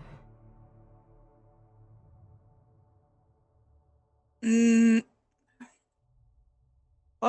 to that? I don't know how to put modifier. So 4? It's bad in here. It's still bad. It's so bad. That's a critical fumble. It's still bad. He's just not meant. He's not meant to have mental fortitude at all. You clearly not. I don't know how you roll so badly. It's honestly impressive. I don't. It's always mental fortitude. It's always the mental resistances and all of that stuff. It's nothing else. Ugh. Can he at least try to do one thing? And I doubt it'll work because of the shit fucking mental resistance thing. He is going to panic slightly and reach out and grab Hope's arm, kind of pulling her back. And if he can't go, basically look at her and be like, go with her. Like, really tense, really, like he doesn't even make eye contact with her, he's just go with her. What do you mean, go with her? Go, just go with her. You want to know what's going on in here, go with her. Who, Eris? Yes. Look, Reese, okay, I'll go, but may I have a quick word? Outside, please. Certainly, I'm not hungry anymore anyway, not since the Demorphin said what she did. He'll step outside with her. Just outside the door. Look. We all know that Rise has some funny ideas about abandoning traditions and using machines to do things. We also know that they're probably more than likely causing the Fiondas to uprise, alright? I think what they're doing here is great. I think it's great. That they're managing to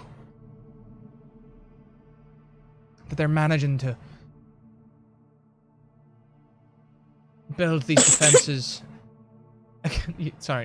Building these defenses against the Fiondas. All right, I get it. It's fantastic. It's fantastic. It really is. But I ask you, when these defenses are built and when they're passed around, who do you think that they're going to go to? Do you think the poor will get a look in? Do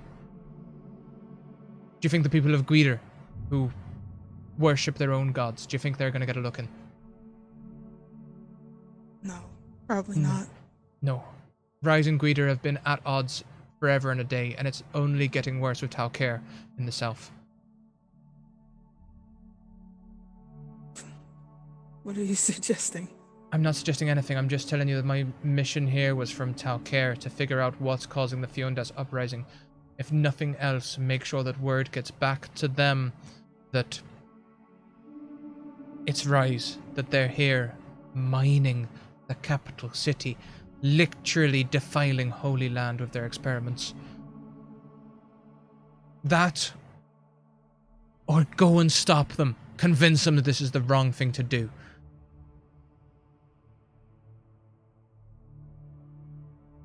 One of us is going to die today. That's not really comforting.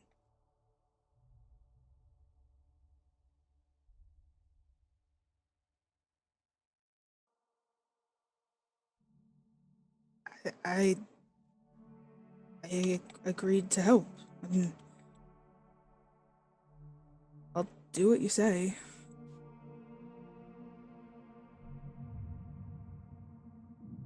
Trust you. Thank you. Are you trying to hide your reaction to the things? A little bit. He's still... This is way above anything that he has ever done.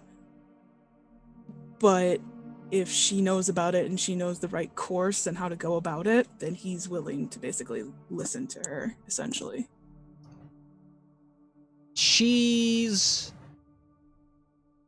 Do you think it's worth a roll? Sure, but it's not going to be any good roll. Okay. Maybe relation or stealth? I have 1 in stealth. Only 1. 14! Something's bothering you, isn't it?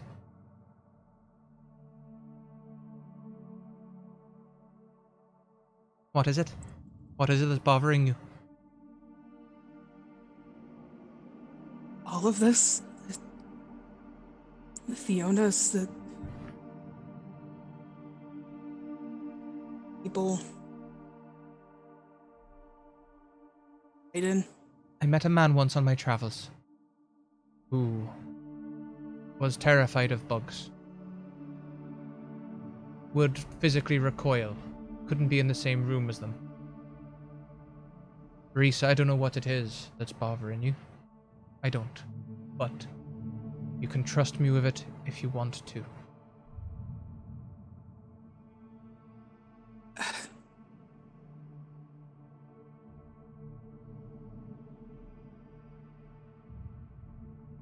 I'm not proud of it, okay? I'm just... You would think somebody who trained and lived in barracks would be fine with all of this, wouldn't care, but... Just can't stand that sound. I can't stand it. And what sound may that be? Did you step in that room? A canteen noise. What? People eating.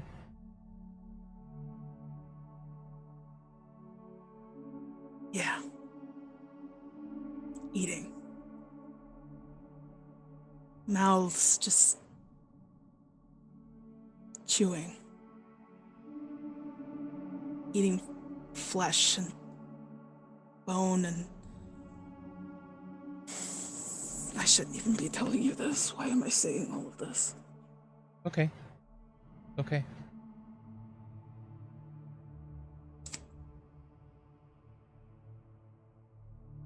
This isn't the impression I wanted to give.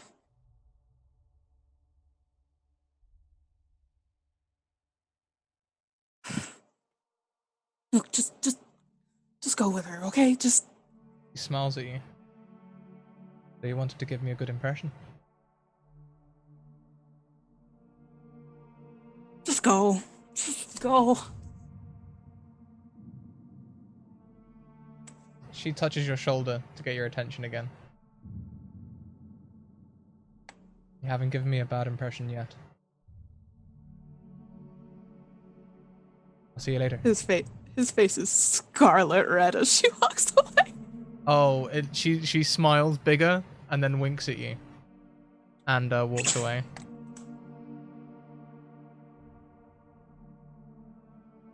He is just scarlet red, but I think he tries to step... He definitely does the ear thing again, where he puts in his, like, earbuds, for lack of a better term, and then steps back inside and stands by the door. Still just beet red.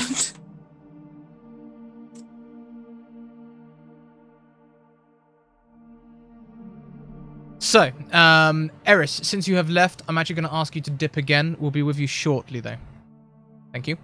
The rest of you, if anyone's looking towards Reese, you'll see Reese disappear for a moment with Hope. Then you'll see Reese come back in. Hope is nowhere to be seen, but Reese's face is bright red. Whether you notice this is up to you. As you join Julie at the table, she's very excited to see you. She's just taken the sauce and she's just put it all over the bread.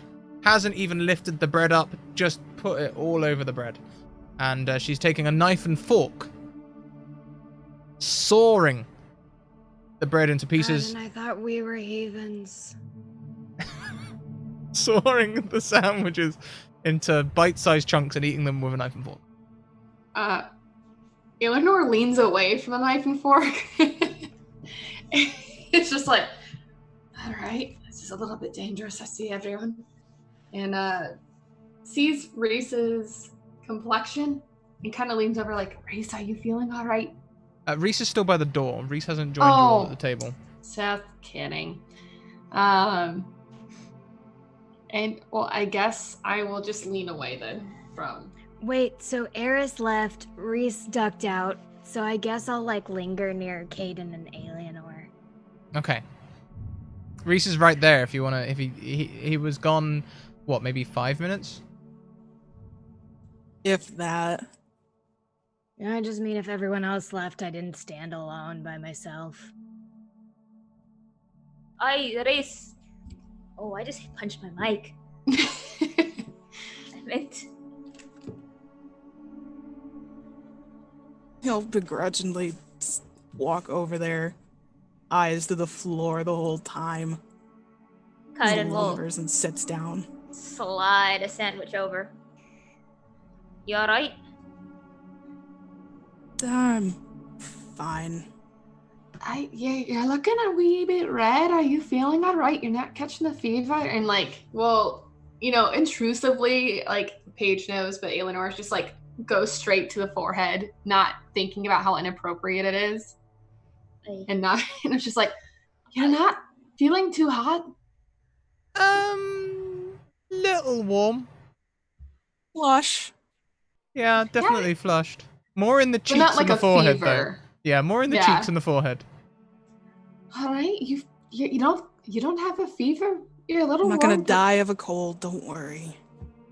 Oh, you got a cold? No. Where'd Hope go off to? She alright? Went to go find the ladies' room. Oh, I didn't show you where the ladies' room was. How foolish of me. I should have shown you all where the lavatories were. We'll get to that right after the bacon. And, you keep eating. Keep eating. Continues to soar. I thought you were just saying that there was a room just for us ladies, and I got really excited. I've never had a ladies' room before. No, it's another way of saying I'm gonna take you to the lavatory, the outhouse, if you will. It's really wonderful. We've installed some sort of sink in there, so you can even wash your hands. It's beautiful. It is. And isn't this bacon great? It's brown sauce as well that she's poured all over.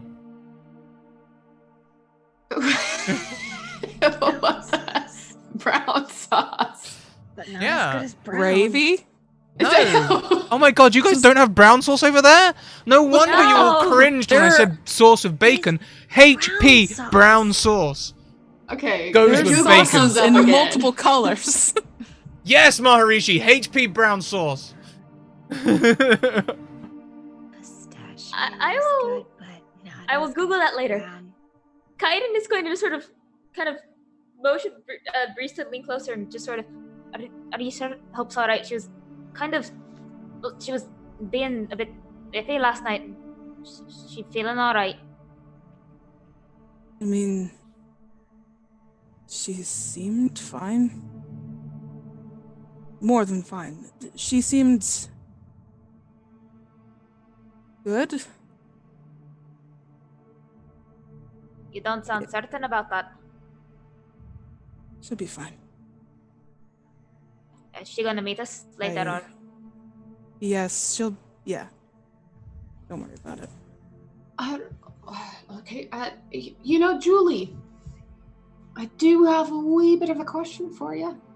Of course you have a question. I'm willing to answer it. Before we do that, though, Michael Wayne, thank you very much for gifting that sub to Renee. That makes 99 subs. 99 Luftge subs. Thank you so much. Thank you. Also, thank you to Google for being helpfully able to answer questions like, what is HP sauce and what does it taste like? Maharishi coming in with gifting a sub as well there for Astrowebs. Astrowebs, you have an advantage to gift, so do you, Renee. I do.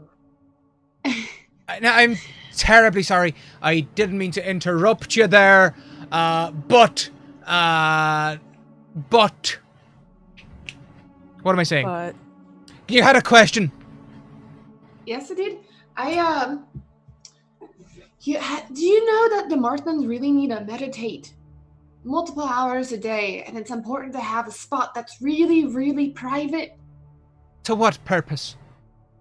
You could pray here if you like. Oh, it's not praying, and you have to get in touch with everything. We might have to go on a multi-hour search just to find the right spot, and you seem like you're the person up for it. What, like a bath or something? Do you want to go to the shower room? That might be a good start, but I really won't know it until I get in there and I really feel what nature has given me. And I know nature calls in that room, but it might not be the right spot. Are you saying that you can get in touch with things? Maybe I should pay more attention to my diet. yeah, a lot of meat is gonna do a lot of bad for you. Kaiden looks up from stuffing his face with a bacon sandwich.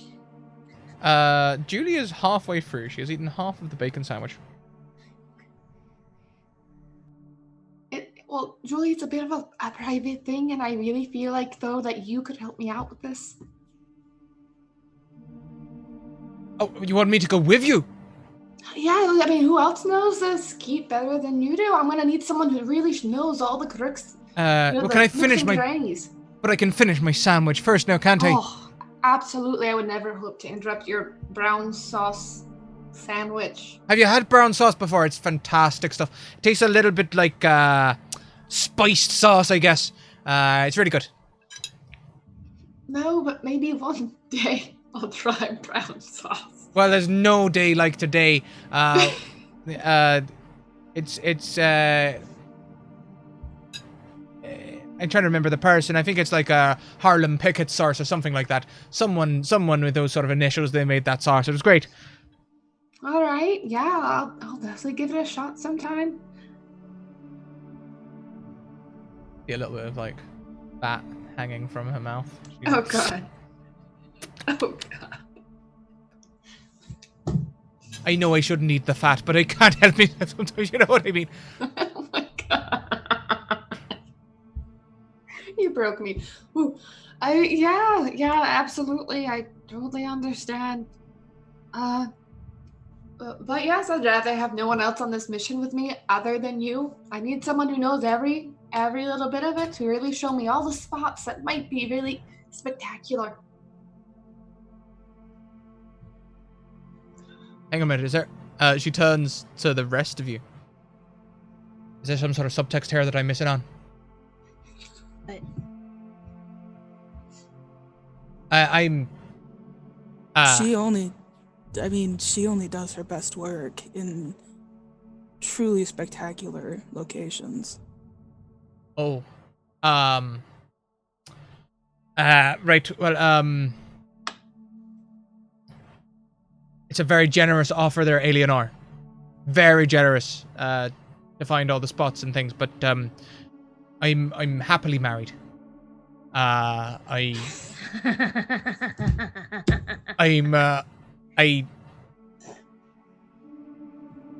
don't know what marriage really has to do with this.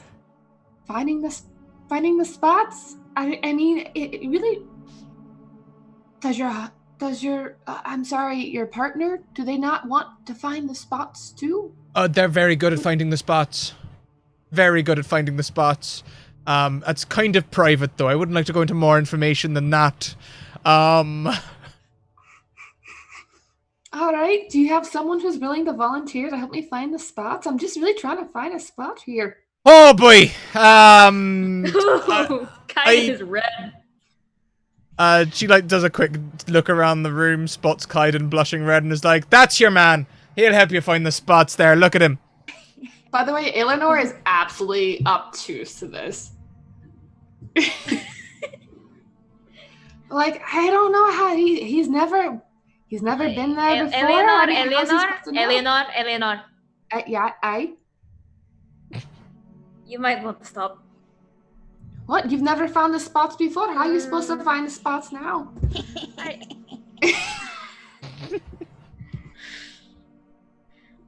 I don't think I should answer that question. All right, I'll find the spots by myself. It's probably better anyways. Trash can. Right, no, the meditation spot, that's not really my I understand now. Right. I- You want a yeah, private space where you can discover your spots. Got it. I can help you with that. I'll find you a private space. All right. I guess when you're done with your brown fatty sandwich, we'll go find the private spot. Eleanor's just like, geez, hard to get good help around here. She looks across at Reese and is like, "Don't you judge us, all right? We're a lot of soldiers a long way from home."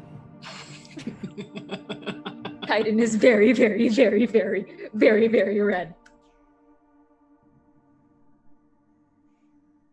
No judgments.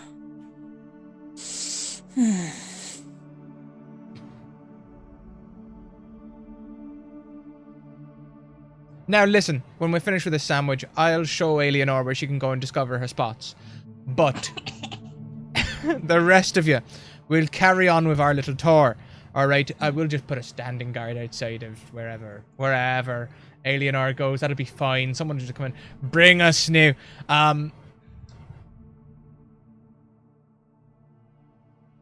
Let's, do you want to go... Where do you want to go next? Do you want to go towards the armory or to the museum section? Armory, please. Armory. I tell you what. Toys, you know. The armory is a wonderful place. We have got instruments in there. There must be 100 different ways to kill a person.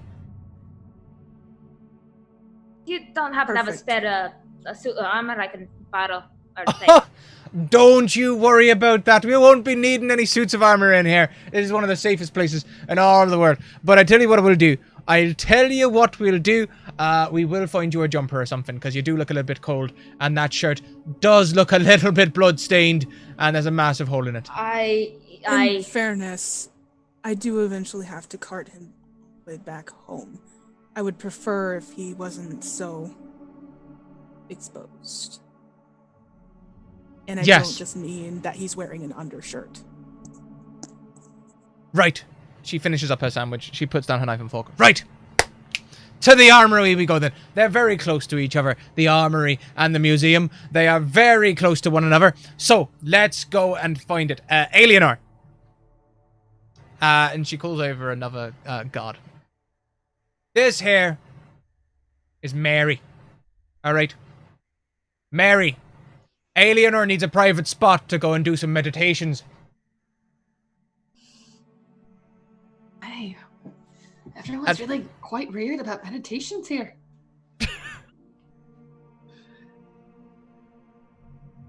Not a problem. I'll take you across right now. We'll find you somewhere. I know exactly the problem. What's this? Catch and release? No, don't release. Bring them over to the main compound when they've finished getting in touch with themselves.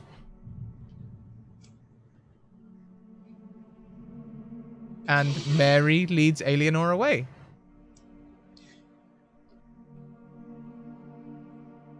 That guy just got the best show of his life.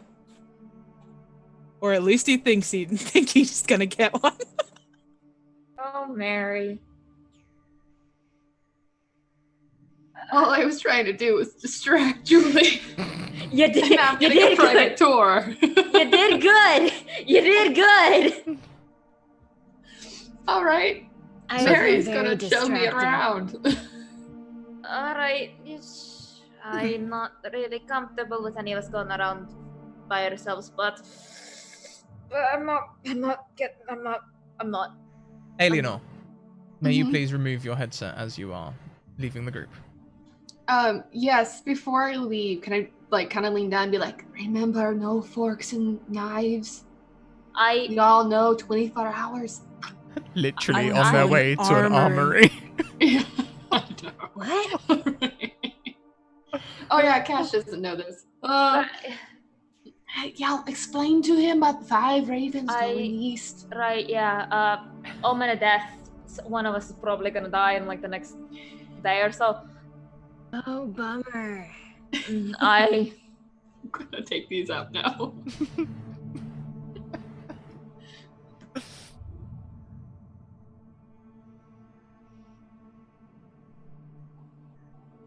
And where there were 6, there is now 3. Julie is the worst tour guide ever. We're dropping like flies. Right, now, the armory's my favourite bit of the entire tour. Let me take you down there now. And as she turns and starts walking towards the armory, you will notice there is the top of a tattoo poking out of the back of her jerkin. Where? On the back of her neck. What does it look like? Let's have some perception rolls. Oh, God. Oh, I'm bad at those. I'm okay at those. Wow. Rough. I have one advantage, I have 1 advantage. Yep. Oh, you have 2 Cool. advantages, actually, by my count. Oh, I do? Oh, cool. I'm burning one.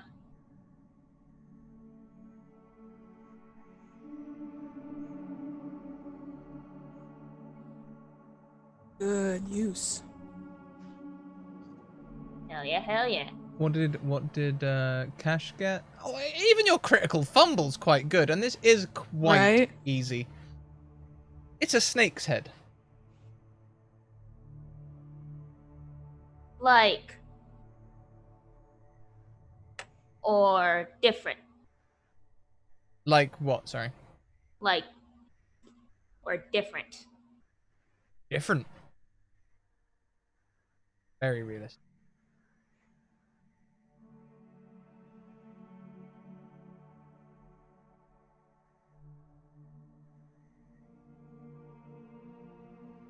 Like, Did we? how realistic? I mean, it's not moving. That's just the way her spine's moving.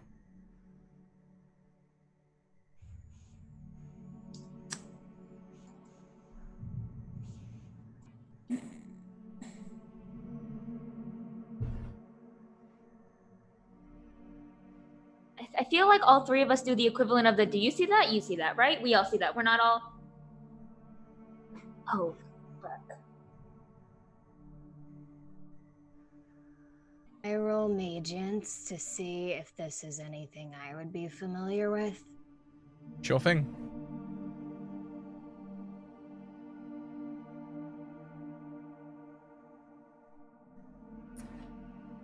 It's not something you have studied, but it's something you hope to study.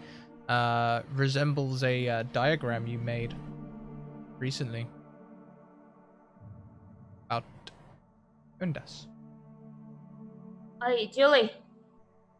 Yes. Just out of curiosity, you've said you've spent a lot of time here. I was with the army.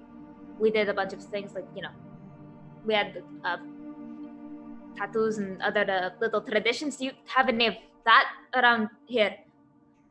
No, we don't go in for that sort of thing. Now, come on along now. And she's like literally walking through the doors of the armory at this point as we've been walking and talking.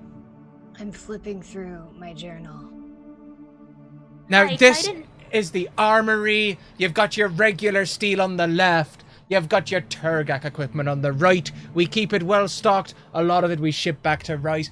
But this is where you can find all the stuff. And there's armor in the next room. It's fantastic. I'm feeling really energetic right now, actually. I'm feeling more... Look. I'm going to level with you all. Would you be alright here on your own for just maybe 10, 15 minutes? Do you need to go find your spots? No, I don't need to find my spots, no. But I do need to... I may need to go and lose some weight rapidly, if you know what I'm saying. Got a bit of a funny tummy. I'll be... How many people are in this room? Just... Before she leaves. Just you and her. Look, just don't go anywhere else from here, alright? Stay in here, and I'll be back as soon as I can. I just need to go and You haven't even explained it, like what some of these are. Like I will definitely do that when I get back. I will tell you all about it, but I really must go right now. And she almost runs from the room. Kaiden is grabbing the nearest Turgak dagger he can find and going after her. Get her before the door, get her before the door, get her before the door. As she runs, you do hear, bless her cottons, a slight sound of flatulence. I'm not concerned about that. I don't think that's not my biggest concern at the moment. Are you stopping her? I am not stopping her. As soon as she leaves, I'm grabbing a dagger and just going after her. Just chasing her? Yeah. Great. We'll leave you all there. Let's go and find Eris. Oh, bye. Wait, do we take this off, right? Or Yes, please.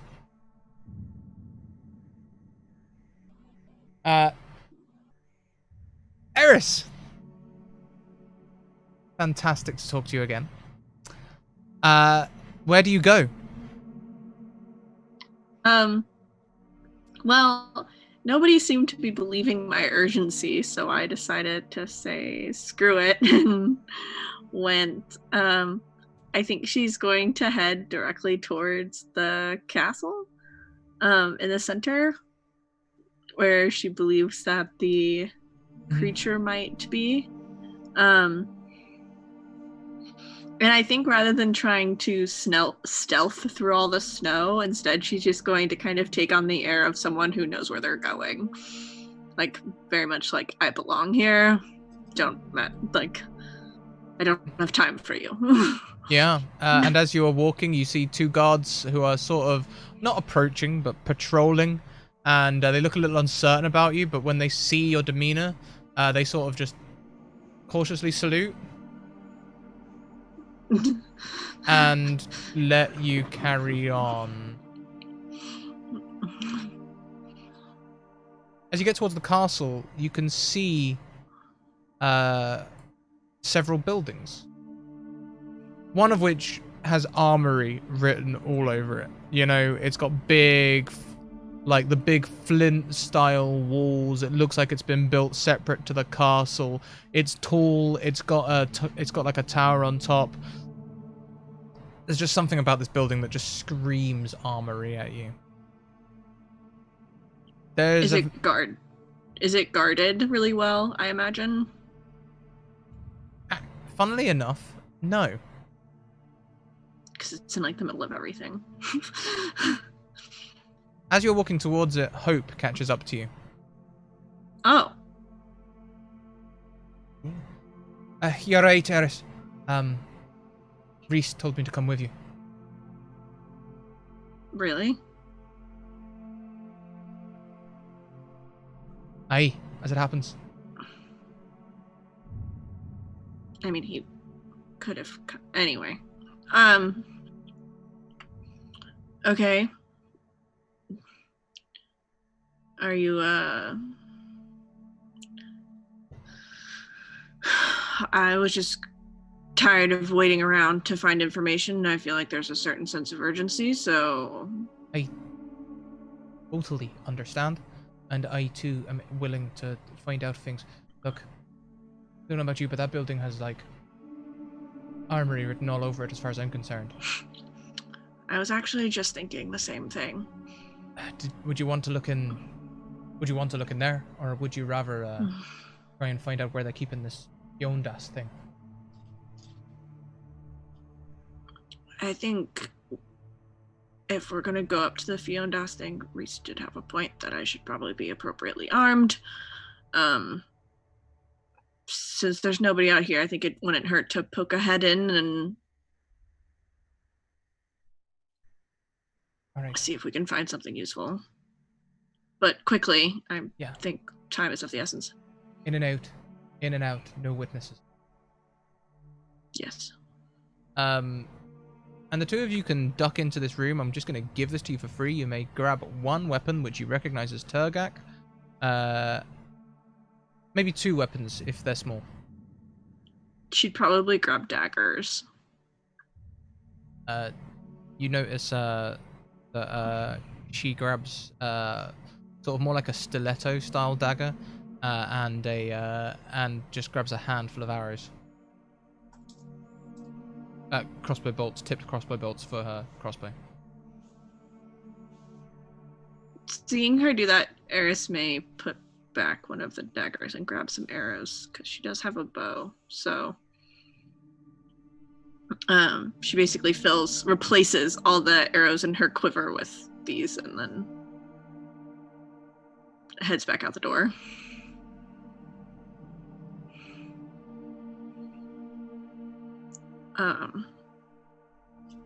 Outside, you see that there is the castle proper, where people are clearly mining.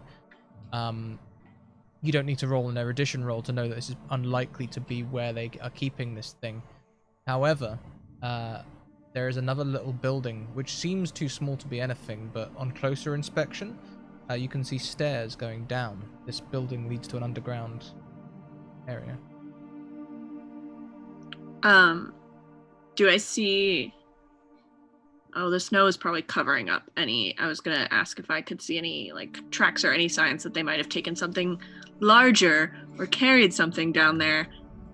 But I think it's snowed since then, so... Yeah. Unlikely. Tricky. But if this seems to be the only other building in the direction that her eyes glanced, Eris is gonna motion towards it and make her way that way.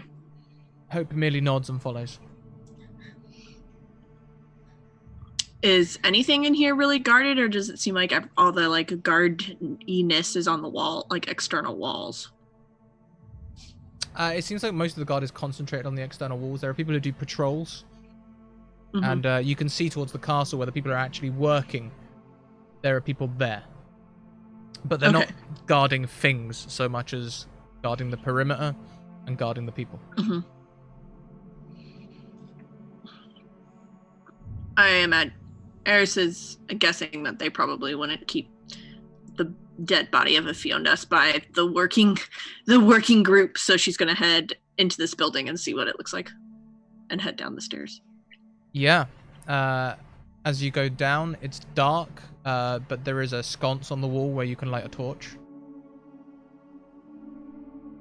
Do I hear, smell, see anything down here that would indicate that we might not be alone? It smells old. Like musty, unused, or like damp, this building's been here a while? It's weird. It's a little bit of musty, unused. But also, there's a very fresh smell of dirt.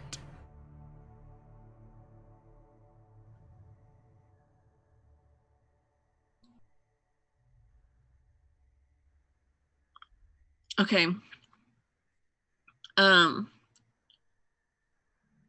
Eris has like basic traveling supplies, so I'm guessing she probably has a flint, but it's just a sconce. There's no The torch in it. The sconce is lit. There are torches nearby. Okay. Like it's clearly a place where you can light torches. Okay. So she's gonna light something. And maybe actually just carry it with them? Like carry a torch with them? Mhm. Rather than leaving like a whole bunch of lights behind. Mm-hmm. And if she doesn't hear the sound of anyone else around, she's going to head in deeper. Dagger in one hand, torch in the other. As you come down here, the light illuminates the room around you. You soon recognize the smell of must. This appears to be a museum. People have been cataloging things. There's stuff here from the there's stuff here from the castle itself, labeled. This is the crown of an early king, and this is the sword of this person. But you can see where most of this stuff is very musty, and there's different like rooms down here where you can look at different things. Towards the end is a much more used room. You can see the dust trails on the floor as you walk. In this room, there's evidence of the Fiondas. On the wall right by the entrance, there is a mask which looks familiar. Not familiar in that you've seen it before, but looks like the mask that you saw on the other one. Similar. Is there anything else in here? Is it just a mask, or is there... Oh, there's much more in here. The room goes quite long and deep. As you go along, you can see a placard with a sword. This was the first sword to be forged of Turgak, and it slew a Fiondas, which was a revelation of Magients. This is a very Magientist museum. Everything here is catalogued with information and why it's relevant to science and that sort of thing. Like the other Putting rooms a pin in that? Yeah, the other rooms seem to be posterity. This room is very much about the science of the Fiondas. It's almost like the Natural History Museum. And As you carry on, you can see other things. A foot that has been severed from a Fiondas using Turgak and hasn't grown back. Is the Note. the caption on it? Yes. As you carry on, there's more similar styles of things. There is a twig, which was taken from a felled Fiondas, which had infested a tree, and most of it fell apart, but this was a part of it, they're certain. Towards the end, as the light goes along, your attention will catch bars. There's a cell in this room.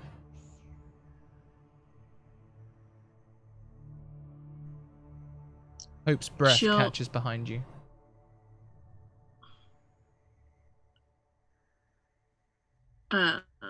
She'll briefly turn to look at Hope and see how she's doing, essentially. She's also got a torch lit, and she's like looks at you and like nods with resolve and like looks towards the bars. She almost whispers, "Turgak." The bars, they're made of Turgak.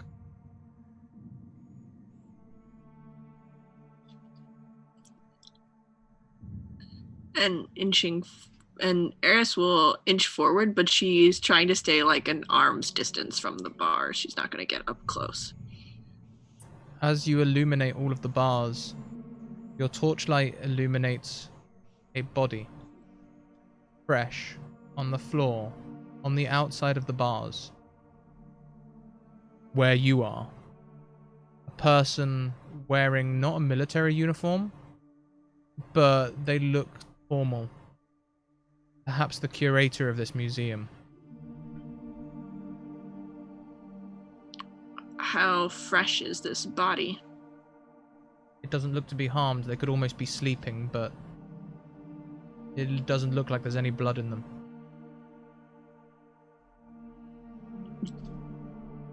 Does it look drained like those other ones? No, it doesn't look like it's been Mangientist drained. Okay. As you get closer as well, it also illuminates this cell. In this cell is a large body of a Fiondas, almost certainly put here recently. You can see where there's it hasn't grown back. You can see where it's got several holes in it, which are blasts from the Ferven's rifles, but also you can see stab wounds. It seems that they were very intricate in stabbing a lot of the portions of this body, and especially you can see where there's been 2 stab wounds through the head.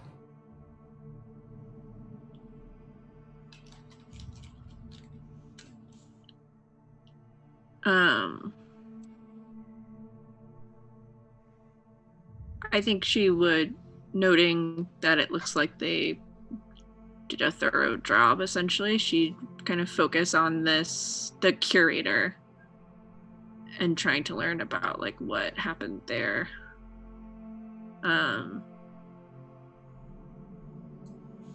If there was any signs of a person, or if I could tell like how long ago this happened. Would you like to make a roll for that? I feel maybe erudition, maybe magience if you can justify it. I can use erudition, I think. Ooh. It seems fresh.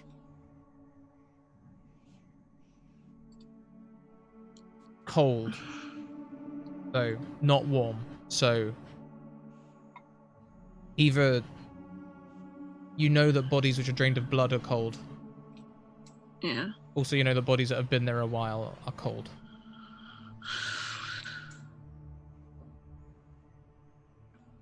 Hope's breath catches again and she says, "Look." Eris turns.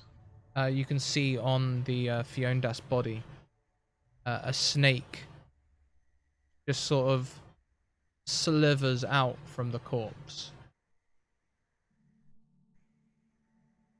When And you then say out. And then another.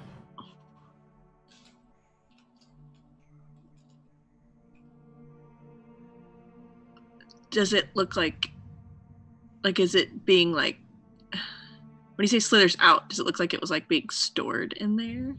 Observation roll. Or is it like bursting forth?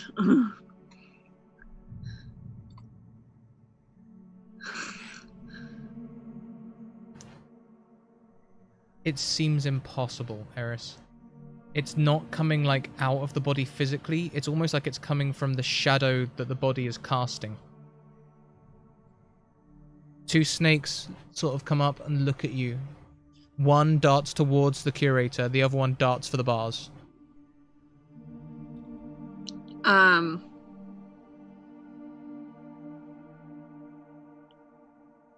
She's gonna... Oh, I only took one of those daggers, so I can't throw it.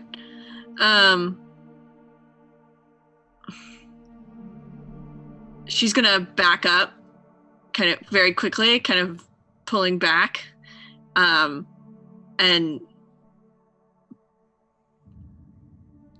tell Hope, like,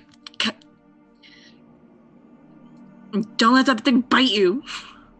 Hope is standing like almost right on you. You see the one snake clear near the curator sort of like coil back and lunge at it, and it looks like how the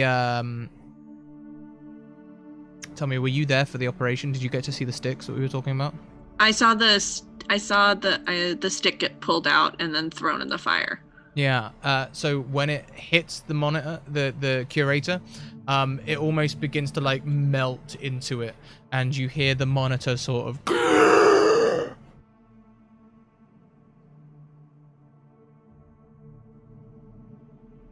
Wait, when it gets to The monitor, with a shambling sort of like jaunty movement, begins to try and stumble upwards. And I'm gonna grab Hope's hand and run. The other snake made its way down the corridor. You can see as it climbs the wall, and 3 other snakes come from the way that you just came yourself. Maybe they were lurking in the shadows themselves, as they begin to coalesce on the mask right by the entrance, and expand as this mask comes away from the wall. Oh, Suddenly, shit.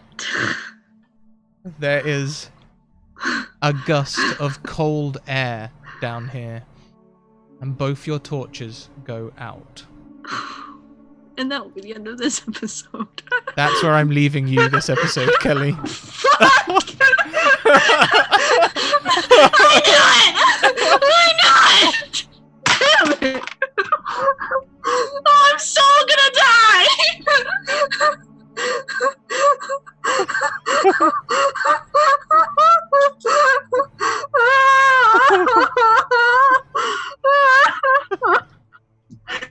Why?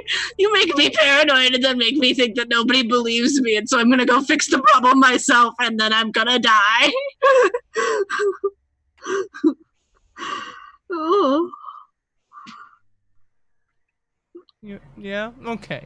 I'm okay. I'm okay. I'm just cranky. I'm going to ask you to remove your headphones. I'll let you know when we're wrapping up and you can pull them back on. Okay.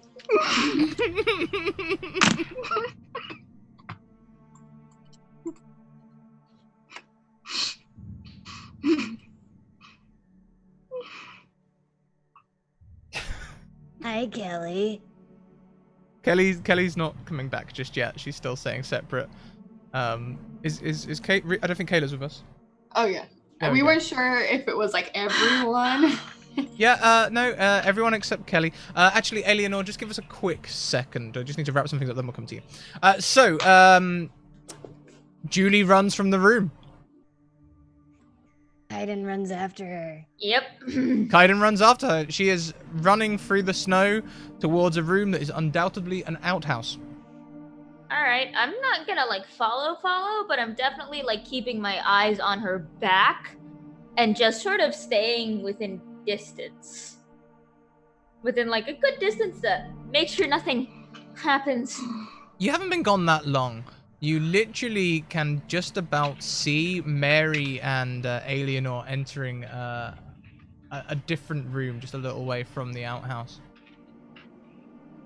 You also see a snake on the roof of that house where Eleanor is walking into. She hasn't seen it. And as she goes in, it just sort of slips in after her. After Eleanor. Yes. Cool. Hi. Oh. Kaiden? Kaiden's gonna run over to that building. As Don't you run laugh over, at me, Sprat. as you run over towards that building, you hear a scream of pain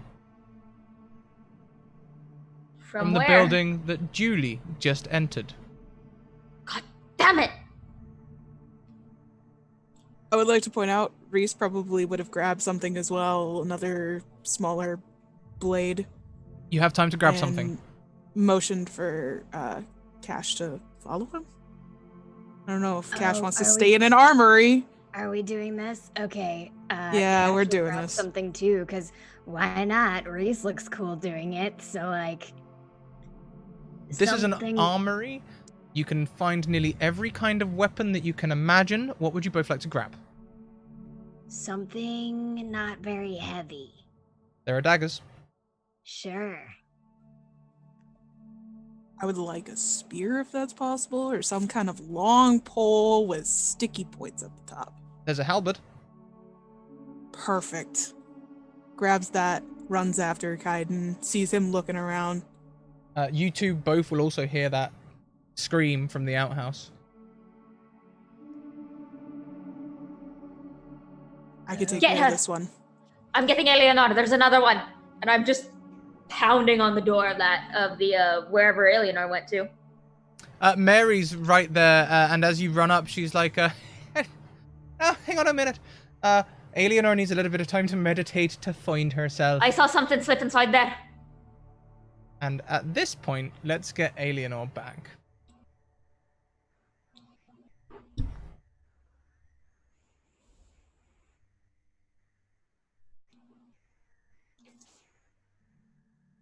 Eleanor, Mary leads you to a building. You enter the building, and there is a comfy-looking chair with some throw pillows in here, and a basin nearby, presumably to wash your hands. Maybe wash your face if that's how you're, religiously inclined. Some people like to wash up before they pray. They don't judge in Rise. They try and incorporate all cultures. As you are just getting in there, you hear a loud scream from a little ways away. It sounds like a scream of pain.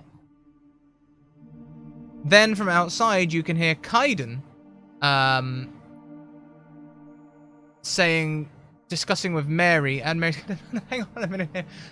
Eleanor just needs a little bit of time to herself.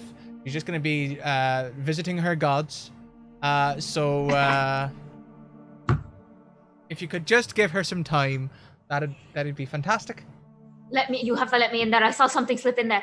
I saw Yes, a creature slip in there. That would have been Eleanor that slipped in there. No, I saw a creature. That's wrong accent. Fine. If I hear this, I'm just gonna be like, Kaiden, is that you? I'm done getting in touch with myself. Come on in. Yeah. Kaiden blushes a little, but basically just barges in and tries to find what he saw. Mary has a look of recognition. She's like, oh, I see. Well, in you go then, chap. Keep it down, though. And she lets you pass. Yeah, it's fine. Kaiden, Eleanor knows nothing. As you enter this room, you can see a snake hanging down from the ceiling behind Eleanor. Eleanor, move now! I'm throwing this dagger at it. Eleanor, like, like, not graceful whatsoever, just kind of, like, falls to the floor when she sees Kaiden throw this. Reese, Cash, what are you up to? Heading towards the outhouse, because we're those people. Okay, I have to ask beforehand. I know you said scream of pain, but that can take a lot of different forms. I really don't actually want to barge in on a woman while she's going to the bathroom. And I don't know if it's that kind of business or not. Make me a relation check. Oh, God. This is not going to end well. What the hell? Hey. Well, on a 13, it could be that kind of pain. That'd be one hell of a thing, though, if it's that kind of pain. It sounds like intense pain. It sounds like someone is being attacked. Okay. As long as it legitimately sounds the way that I think it sounds. It's a horse screaming. I realize how terrible this is gonna look. Don't matter. He's gonna walk over and try to kick the door in. Sure, Cash you're is lurking. Pointing the halberd at it at the same time. Kaiden. Make Hi. make me a throwing attack roll. Cool. Throwing an attack roll. Sweet. As you throw this thing, the snake drops from the ceiling and coils, landing right next to Alienor. Alienor, make me do you have evasion? Do you have dodging? I do not. In that case, can you make me a plain close combat roll? Oh, God. Do you want my? You can take my last advantage if you need it. Oh, wait, I have one. Don't I?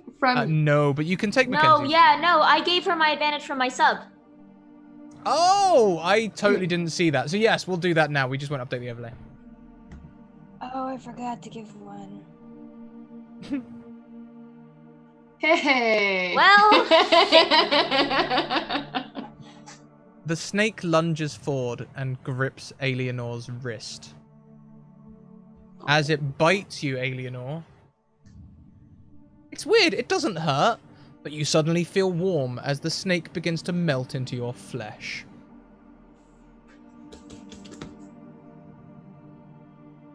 And I have Reese! no opportunity to stop it. Oh, sorry.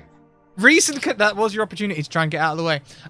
Reese and Cashel, you burst the door open, and there is Julie on a stool. She's like, "Oh! I'm so sorry, I must have been very loud. Are you dying?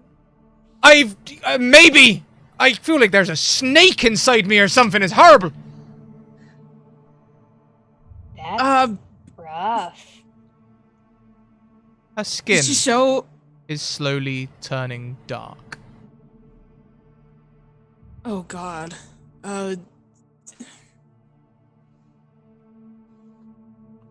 Julia, I'm scaly. Just curious.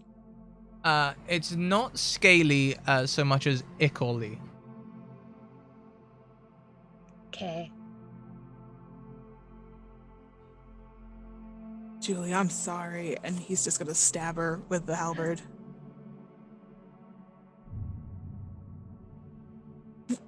He goes on instinct. I don't trust it. Julie looks at you betrayed, and then sags backwards, Hell. dying in the most undignified way. This is not what I wanted to do. What a way to go.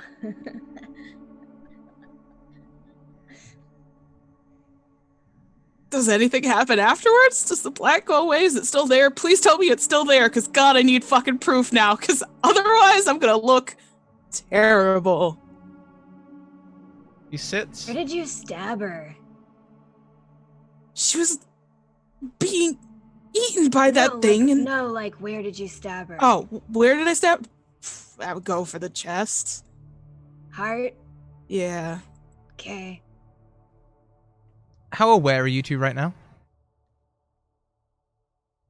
Of everything around us? Make me some kind of roll to see what's around you. Yeah, okay. I would Perception, like to use advantage, please. You can.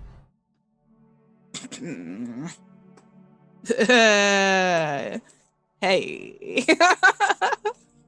Cash, you hear something move in the snow beside you. It's not a footstep, it's more like a slip or a slide, a sliver maybe.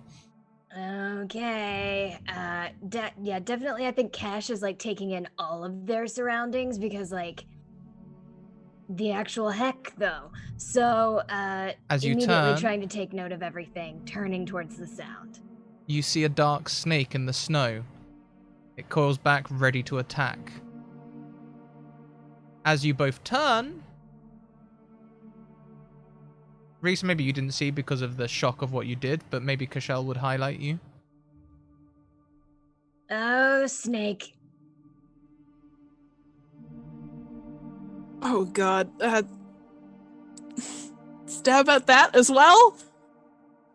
As you turn towards the snake, When in doubt, stab. you hear a gasp from behind you. Snake. And Julie stands. Her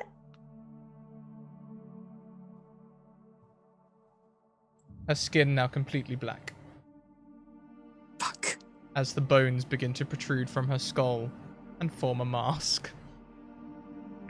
And that's where we're going to end this week's Tact and Diplomacy. Let's get this Kelly back. Kelly! Kelly, save us! Sorry, busy. Well, it was almost a light episode, y'all. It was so nice. Almost. And then we hit the end. We should have stayed with the bacon. Oh god. Everyone good? Okay. Kelly, your reaction was probably the best one. The end reaction when I told you that's where we're leaving you. That was choice. Happy to be of service. I love the way when you get a second, you should check out the message I sent you on Discord. That was filled with so much spite. Well, that can't be.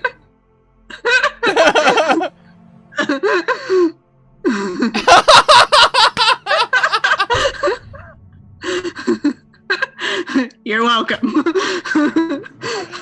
Fantastic. So I hope you all enjoyed today's session. This has been Tact and Diplomacy. Didn't do much emotional torture today, really. I don't think. No, it's more of the he's going for a week-long torture of just us sitting with this now for a week. Like, what the fuck? The best thing about this is that Kelly can't tell you what happened to her, and y'all can't tell Kelly what happened to you. It's. We'll work on job applications. I'll see you guys in a week. We just won't talk between now and then. I will be flying back from TwitchCon, and I will run. I mean, I think I'll make it in time. My flight gets back at like 4, but still. I'm gonna run to this chair and I'm gonna sit in it until the stream starts. Yes. Well, everyone, make sure you check out all of these wonderful people on Twitter. We do have outros, but do take the effort to go and check them because all of their content is amazing.